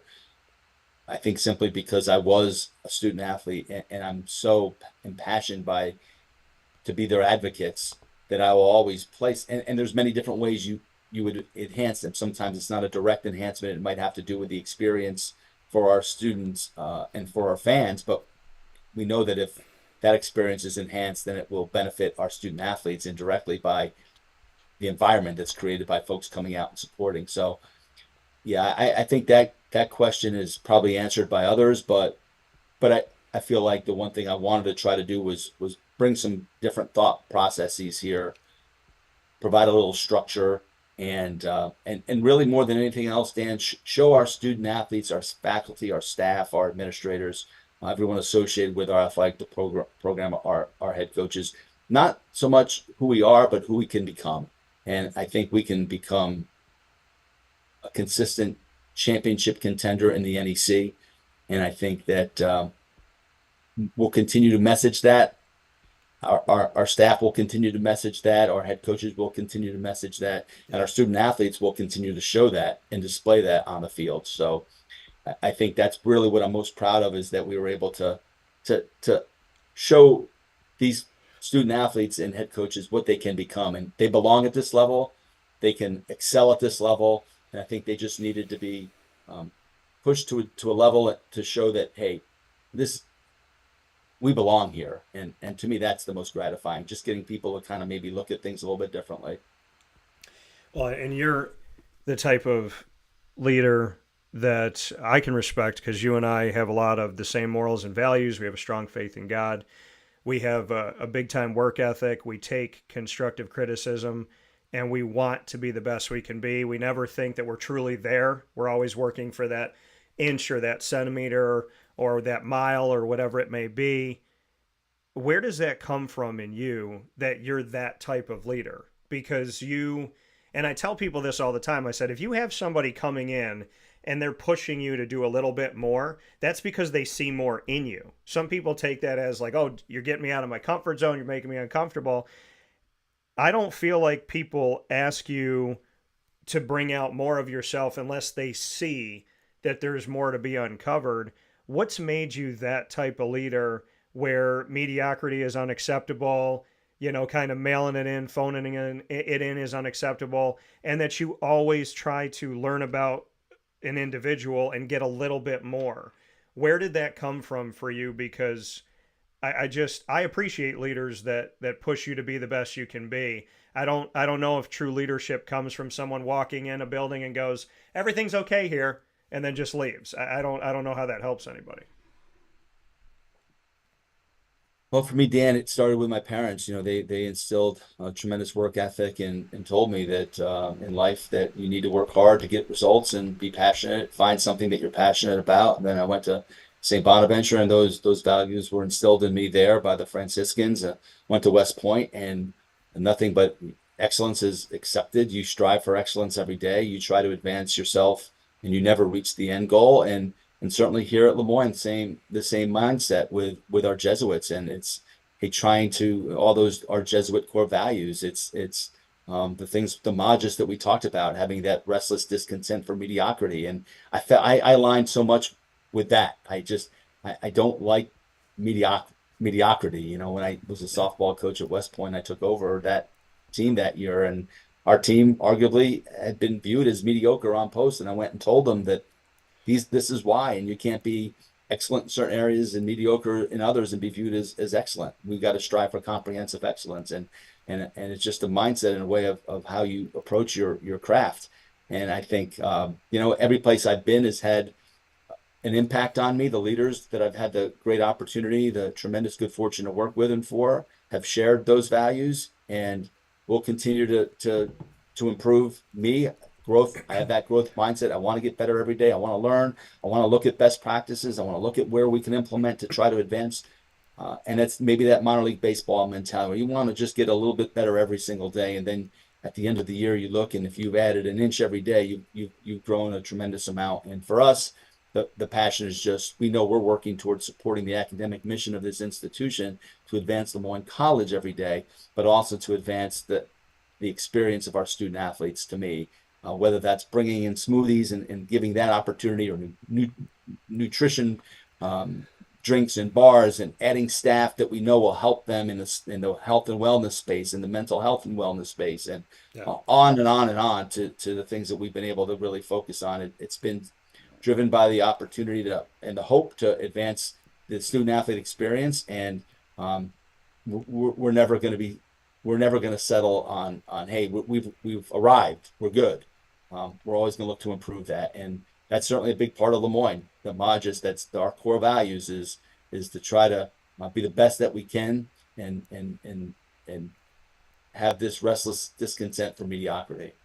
Yeah, there's leaders that say they're going to do. Everybody says they're going to do something, but you showed me the plans. You told me, your phase of, this is what I want to do. This is what I want to work on. I want a concession stand and restrooms at Ted Grant Field. I want to get new dugouts for baseball. I want to have a press box at softball. And then from there, you talked about branding. I want to make sure that we have the logos up here. I want to do different things with Ted Grant Court. I want to make sure, I mean, we talked about the events and rec center and your hopes for that. Everything that you told me you wanted to do, and I know that it takes other people and it takes a team to say yes, and you have to get donors and you have to work all those things together, and you have to work with the president and the board of trustees and everyone that's you know, a lot of people that you've mentioned already. But you had these plans and you had them for a while and you implemented them. I never thought that you wouldn't, based on our relationship and getting to know you as a human being. But I want to commend that and I want to speak on that because I've been alive for 38 years and I've heard a lot of people tell me a lot of things, but I've never seen somebody do all of the things that they told me. Hey, this is what I want. This is how I'm looking at it. And this is, I'm going to fight for this stuff. And I think that credit to the entire team at Moyne College on the Heights for doing this, and credit to you as well, that I think it's very notable that you're not leaving Lemoyne with these open-ended question marks. You told me what you wanted to do, and then I actually physically saw it happen, which to me speaks to me when it comes to leadership. Yeah, the last piece of that is we're going to have our golf simulator installed here next week. So that's really Yes. exciting. It's something that we really tried to get done here for 3 years. And that's Joe Tesori and his great fundraising work. But I can't take credit for any of that, Dan. It's our leadership team. It's our president. It's Joe Grasso. It's Fuad Dietz, our chief architect, Gary Peden. It's all those folks just executing. It's a vision. We were able to secure some resources in a variety of different ways, but if the leadership and the mindset isn't aligned, then it doesn't happen. So I might have been the vision or collected some conversations, and that's what I heard and felt like these were the best priorities. But ultimately, without our leadership agreeing to execute and agreeing with the vital need for some of these things, it wouldn't have taken place. So nothing takes place on a campus like this without tremendous teamwork and unbelievable buy-in by your leadership. So yeah, I can't take credit for any of that other than just trying to push and push and push. And we were able to really, I think, enhance the facilities. But what's coming up is monumental. And I'm going to miss being part of that because it's going to transform the athletic and recreation area of this college when we talk about adding that outdoor track and outdoor tennis courts and the fitness center for our students, and then a new strength and conditioning center for our student athletes, and video rooms and part of this rehabilitation renovation of the event center, and new locker room space, larger locker rooms, renovated locker rooms, better training space. I mean, it's just going to be so exciting, and I'm going to miss being part of that, but I'm certainly going to be a fan from afar. And again, I can't take credit for any of that. It's just that I've been involved in the processes and have been able to try to voice my opinions about it being a priority. And then from there, the leadership has really taken a hold of those projects and moved them forward. Final two notes here with Bob Beretta. Bob, to look to St. Bonaventure now and all the things that we've talked about with Lemoyne and all these amazing things that are happening and everything we've gotten to see. I blame you. I tell people this all the time. I blame you and Linda for making me fall in love with Lemoyne. And I know that the coaches and the student athletes are a huge part of that as well. And when we look to St. Bonaventure now, we look to the Bonnies, I've had an affinity with them for a while. And I got to be with them in the first four in Dayton, Ohio a few years back and see them win and then go in the locker room and be around the coaching staff at the time. And I'll never forget this, is that the head coach that was there, he put his arm around me and I said, I've cared about St. Bonaventure from afar. And he said, well, you're an honorary Bonnie now. And I was like, that's insane. And I remember walking out of there, big smile on my face coming out of the locker room. I know how much St. Bonaventure means to you. If you saw what you saw with Lemoyne, what do you see with St. Bonaventure? Why is, I know emotionally for you, the heartstring for you, the connection, the alma mater, but let's look at St. Bonaventure right here and now as a university. What is it about them that you're excited about? Why lead as VP and Director of Intercollegiate Athletics right in this moment coming up very soon? Again, I think I align with the value set there. First and foremost, I'm a product of the student athlete experience, but I'm a product of the St. Bonaventure student athlete experience. I'm a product of St. Bonaventure, the Jandoli School. I'm very proud of that, and having all those folks that are just elite in the industry that I have called myself, a peer, maybe not a peer, but certainly a colleague to them. But I think this is a very turbulent time in college athletics, and I think that I think I can lend value to a program that meant so much to me. I think I can help navigate this turbulence. And in a way, it's an opportunity for me to give back to an institution that means so much to Jen and I, and to be on that campus. I think it feels right. It feels like home. We were back there this weekend, and they embraced us as if, I'm embarrassed at how well they treated us when we went back there this weekend, to be honest with you. But I think I can help, and I think I bring a unique perspective. I bring a unique experience level and maybe a unique skill set, and being a product of that culture. I understand that culture. I understand it. I'm a product of that culture. So I think I can help more than anything else. And for me, it's it's important to try to give back to that institution. I feel this is the best way at this time that I can give back to that institution. In the last 3 to 4 years at Le Moyne, what have you learned about yourself that you think is going to make you an even better leader right now? Well, we don't have enough time to cover that, Dan. But really, I'm kind of a focused driving force guy, and I've always been. I like to think that I was a collaborative leader and a student athlete centric leader, and certainly someone who is an empathetic leader. But to even become more empathetic, I think is something that I will work hard to do, and really to work hard and care more deeply about the people that we're working with and for, and I think that's important. I think it's important to just believe, to drive forward with a belief, and understand that sometimes there's a lot of storm around you, but to just keep your feet on the ground, be present, be present in the moment, and continue to be resilient and have great resolve, even when maybe some others don't feel it's the right direction. Have the confidence and belief in yourself and your belief system, I would say, to know that you're headed in the right direction. Just stay the course, and we've done that here, and hopefully we'll be able to take some of those characteristics with us at Bonaventure. With that being said, the last thing is not a question. It's more of a statement. I mean, you and I will continue to have conversations on and off the air. You're stuck with me for the rest of your life. I think you know that. But well, I wouldn't call it stuck, but I'm counting on that. Yeah, no, and I appreciate that. But I do want to say this publicly, and I'm going to try to not get emotional, because I'm going to try. I'm going to attempt that. But over 3 years ago, when you and I met, it was because of Gina Castelli. And Gina said to me, and I trust Gina. Gina, if she guides me somewhere or something like that, I'm listening to what she has to say. And Gina said, I really want you to meet Bob. I feel like you guys will work really well together. And she knew I had a vision for Le Moyne for a while. And I remember shaking your hand right there in the lobby of Ted Grant Court, and for Mary's introduction, and then saying to myself, I want to set up a meeting.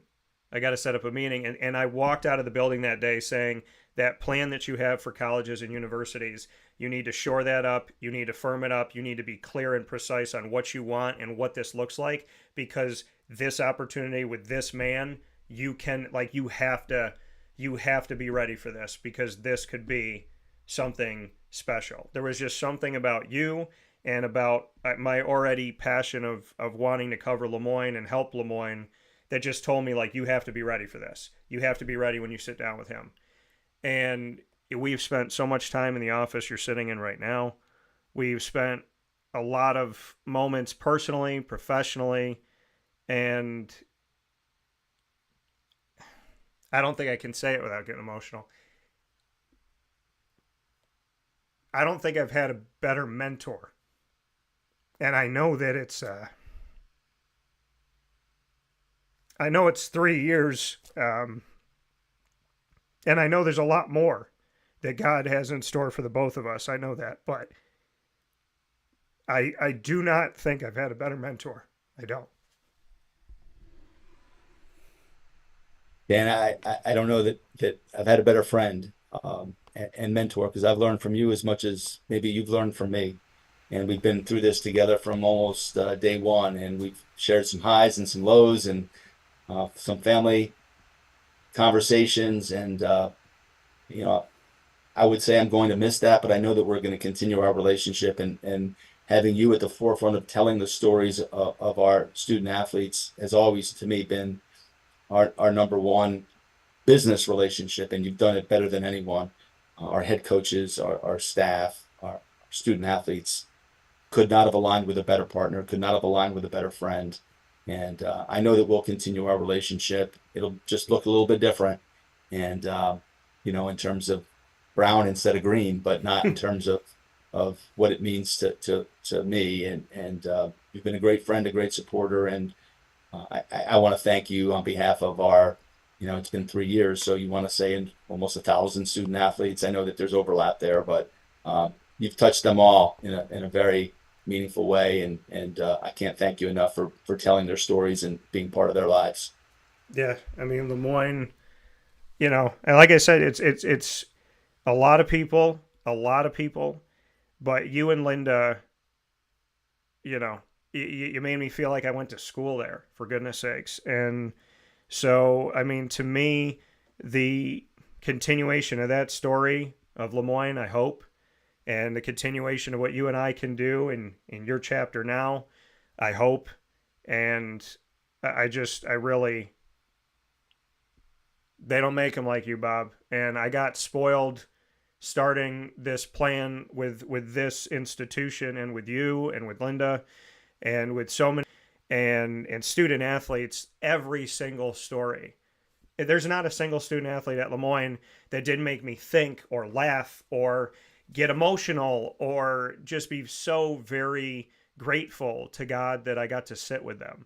So, to everything that is to come, and to every positive thing as we move forward, I am very grateful to God that you and I met. And as I've told you before, and I'll tell you anytime down the road, we've only gotten started.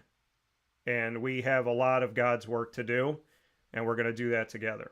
So thank you from the bottom of my heart. Doesn't suffice, but thank you.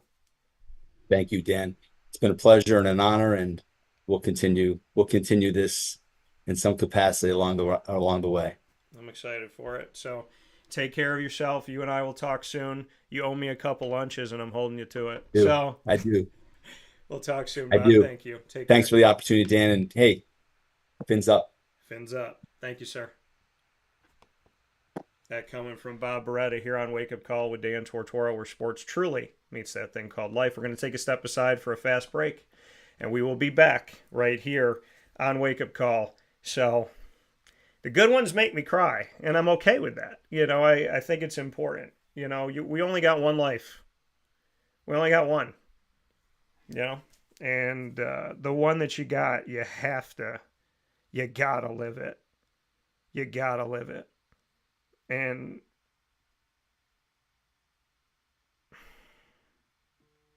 Bob's made me a better human being, for sure. And we have only gotten started. I mean, this is in its infancy of what you're going to see from Bob and I down the road. I believe that. You hold on to the good ones, the great ones.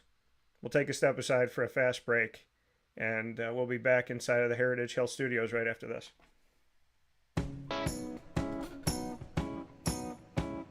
In these unique times, there are those in our community that give us a sense of normalcy and positivity. Pizza Man on 50 Oswego Street in Baldwinsville has been here for you for over 35 years and is here now. Call 315-638-1234 or order online at pizzamanbville.com to bring those familiar tastes into your home. And remember to come see our monthly on-site broadcasts centered around the community and our Baldwinsville Bees. Pizza Man in Baldwinsville. Any way you slice it, they are always here for you.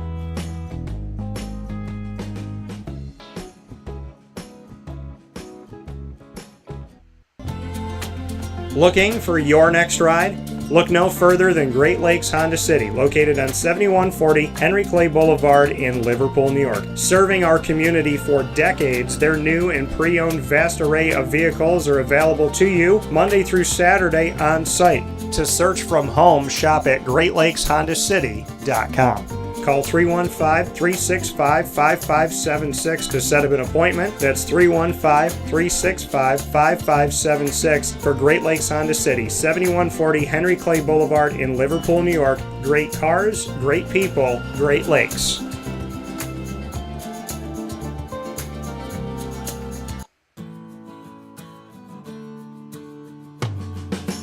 Our corporate purpose at Chick-fil-A is to glorify God by being faithful stewards of all that's entrusted to us and to positively influence all those who come in contact with Chick-fil-A. And what became increasingly clear from our success in Cicero is that people love Chick-fil-A. And also I think we recognized that, we had a great opportunity to grow the brand and grow our platform. I felt incredibly grateful when I was selected to be a Chick-fil-A operator. I think what it's meant for me, what I've come to realize on a very deep level is that this is a calling for me. It's not a career, it's not a job. The Lord called me to be a Chick-fil-A operator and to use these restaurants to glorify Him and to positively influence other people. I'm blessed. I'm very blessed. Head to Chick-fil-A Clay on 3974 State Route 31 in Liverpool, New York.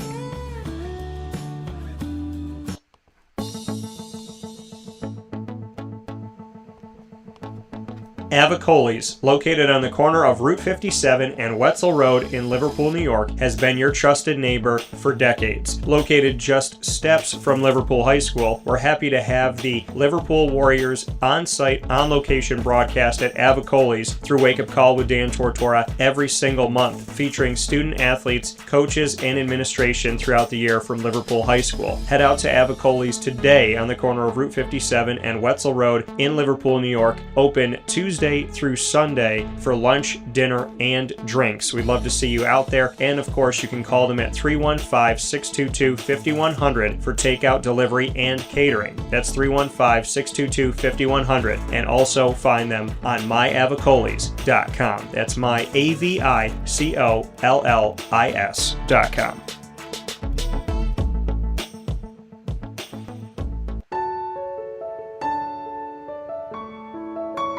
Having peace of mind when you're out of town that your furry-loving friend is safe and sound means taking them to Canine Campground, because we all know that when it comes to the love of our pets, it goes well beyond the call of duty to make sure they're safe and sound. Right, Lily? So take a ride to 242 Johnson Street in East Syracuse, New York, and see Canine Campground and where your dog will be staying, in the classic cabin, the executive cabin, the grand cabin, or of course the luxury cabin, because if you know Lily, you know she loves luxury. Now you don't have to wait to the last minute to find a family member or a friend that'll take your dog for a few days. Call Canine Campground at 315-299-4013. That's 315-299-4013. Their drop-off and pickup times are Monday through Sunday. Check K9Campground.com for more information. That's the letter K, the number 9, and campground spelled with a K.com. K9Campground.com. When you're going out of town, bring your dog to Canine Campground.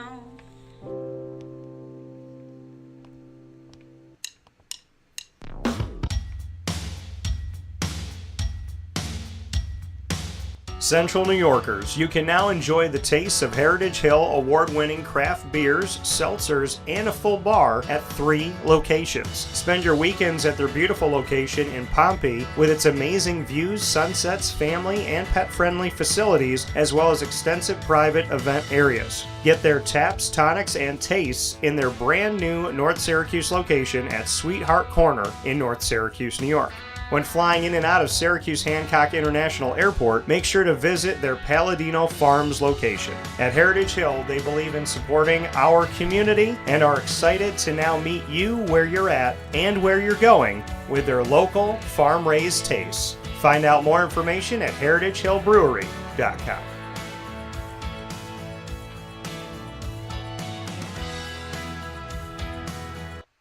Carvel DeWitt, it's what happy tastes like. Do you know why? Because we make ice cream. Creamy, rich, flavorful ice cream. Not yogurt or iced milk like some of our competitors. Ice cream.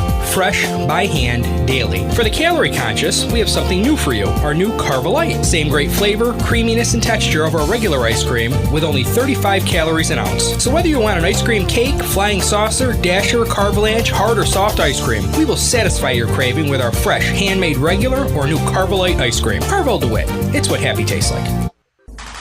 The Wildcat Sports Pub in Camillus, New York is located on 3680 Milton Avenue in the Home Depot Plaza. It is your family-friendly sports bar and restaurant. Folks, some sports bars aren't family-friendly. Some family-friendly restaurants are not sports bars. The Wildcat Sports Pub in Camillus, New York is proud to be both. It is that marriage that you've been looking for years. The Wildcat Sports Pub is your home base for your sports bar and restaurant needs, games for the kids, indoor and outdoor activities, and enough things on the menu to come back every single week and get to try something new. They're open Sundays from noon to 8 p.m., Monday through Wednesday, 11 a.m. to 11 p.m., and Thursday through Saturday from 11 a.m. to midnight. For reservations and party information, call 315-487-2222 for the Wildcat family-friendly sports pub and restaurant.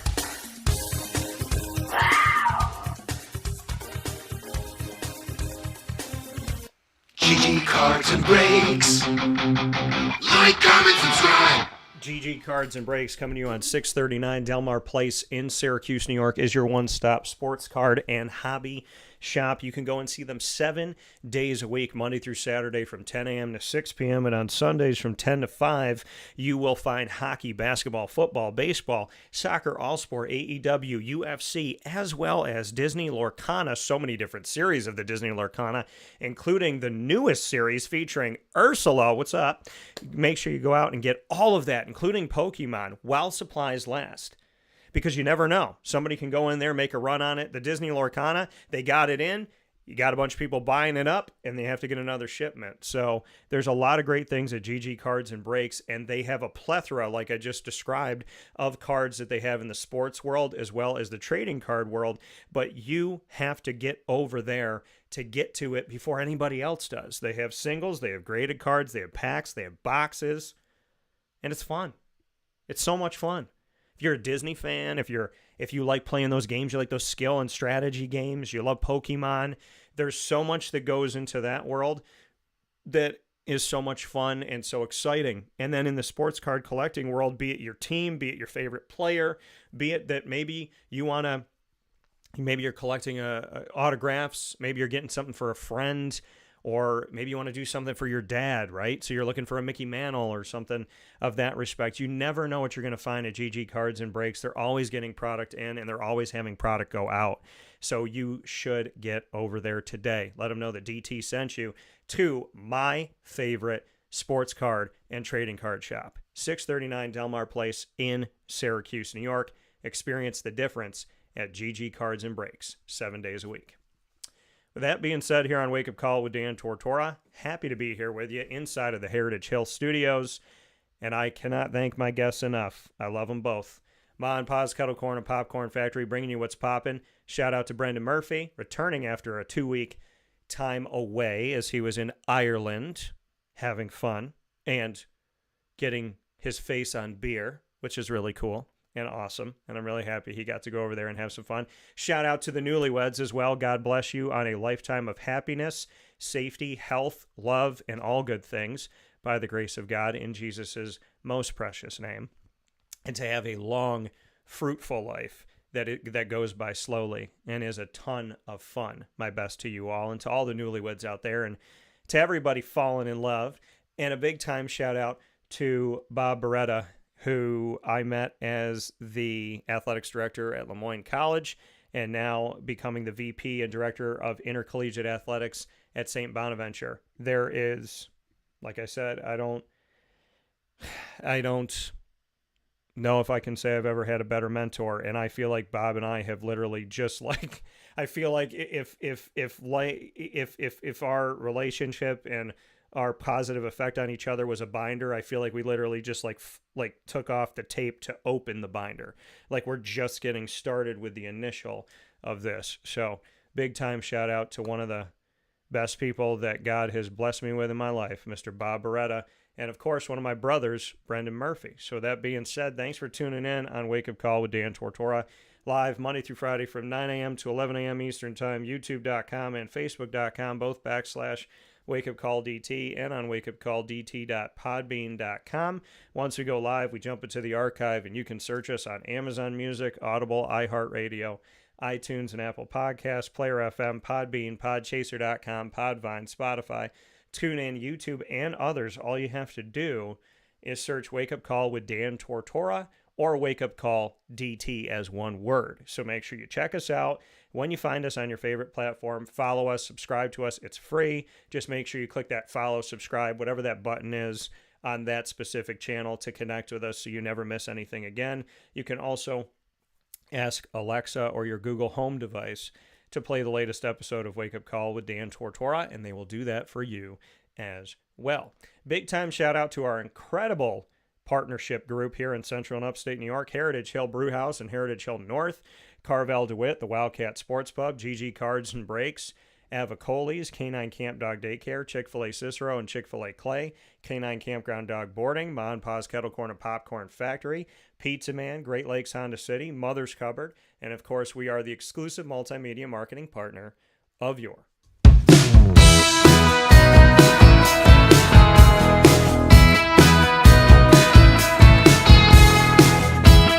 Moyne College Dolphins. It's Fins Up every single month on Wake Up Call with Dan Tortora. Find your Dolphins on Dolphin Time, Wednesdays at 9 a.m. Eastern Time, featuring AD and DT with a leadership piece for that in the background, behind-the-scenes look at Lemoyne, and the Dolphin Dive, diving into stories of student-athletes, coaches, administration, future Dolphins, and alumni. You can find all of this content by going to youtube.com/wakeupcalldt. Click subscribe, hit the notification bell. The Lemoyne playlist is on our YouTube channel. You can also find the Dolphins by swimming over to wakeupcalldt.com's homepage and underneath the exclusive partners tab. For more information, go to lemoynedolphins.com. And as always, Fins Up.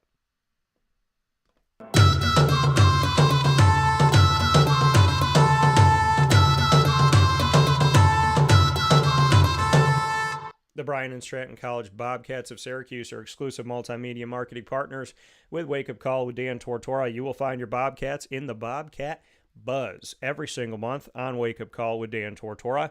Men's and women's soccer, which have each won a national championship. Men's soccer, multiple national championships, and women's soccer winning their first ever national championship within the last few years here. And, of course, men's and women's basketball that have both made it to the national tournament. Women's basketball making history this past season.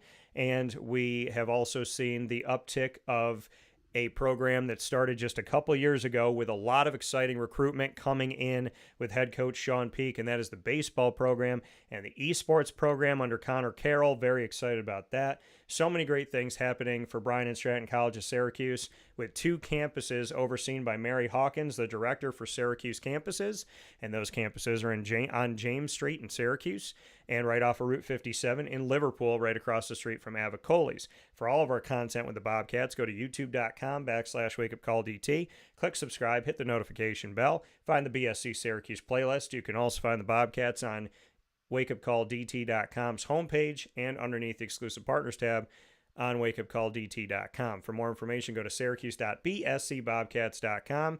And, of course, go Bobcats.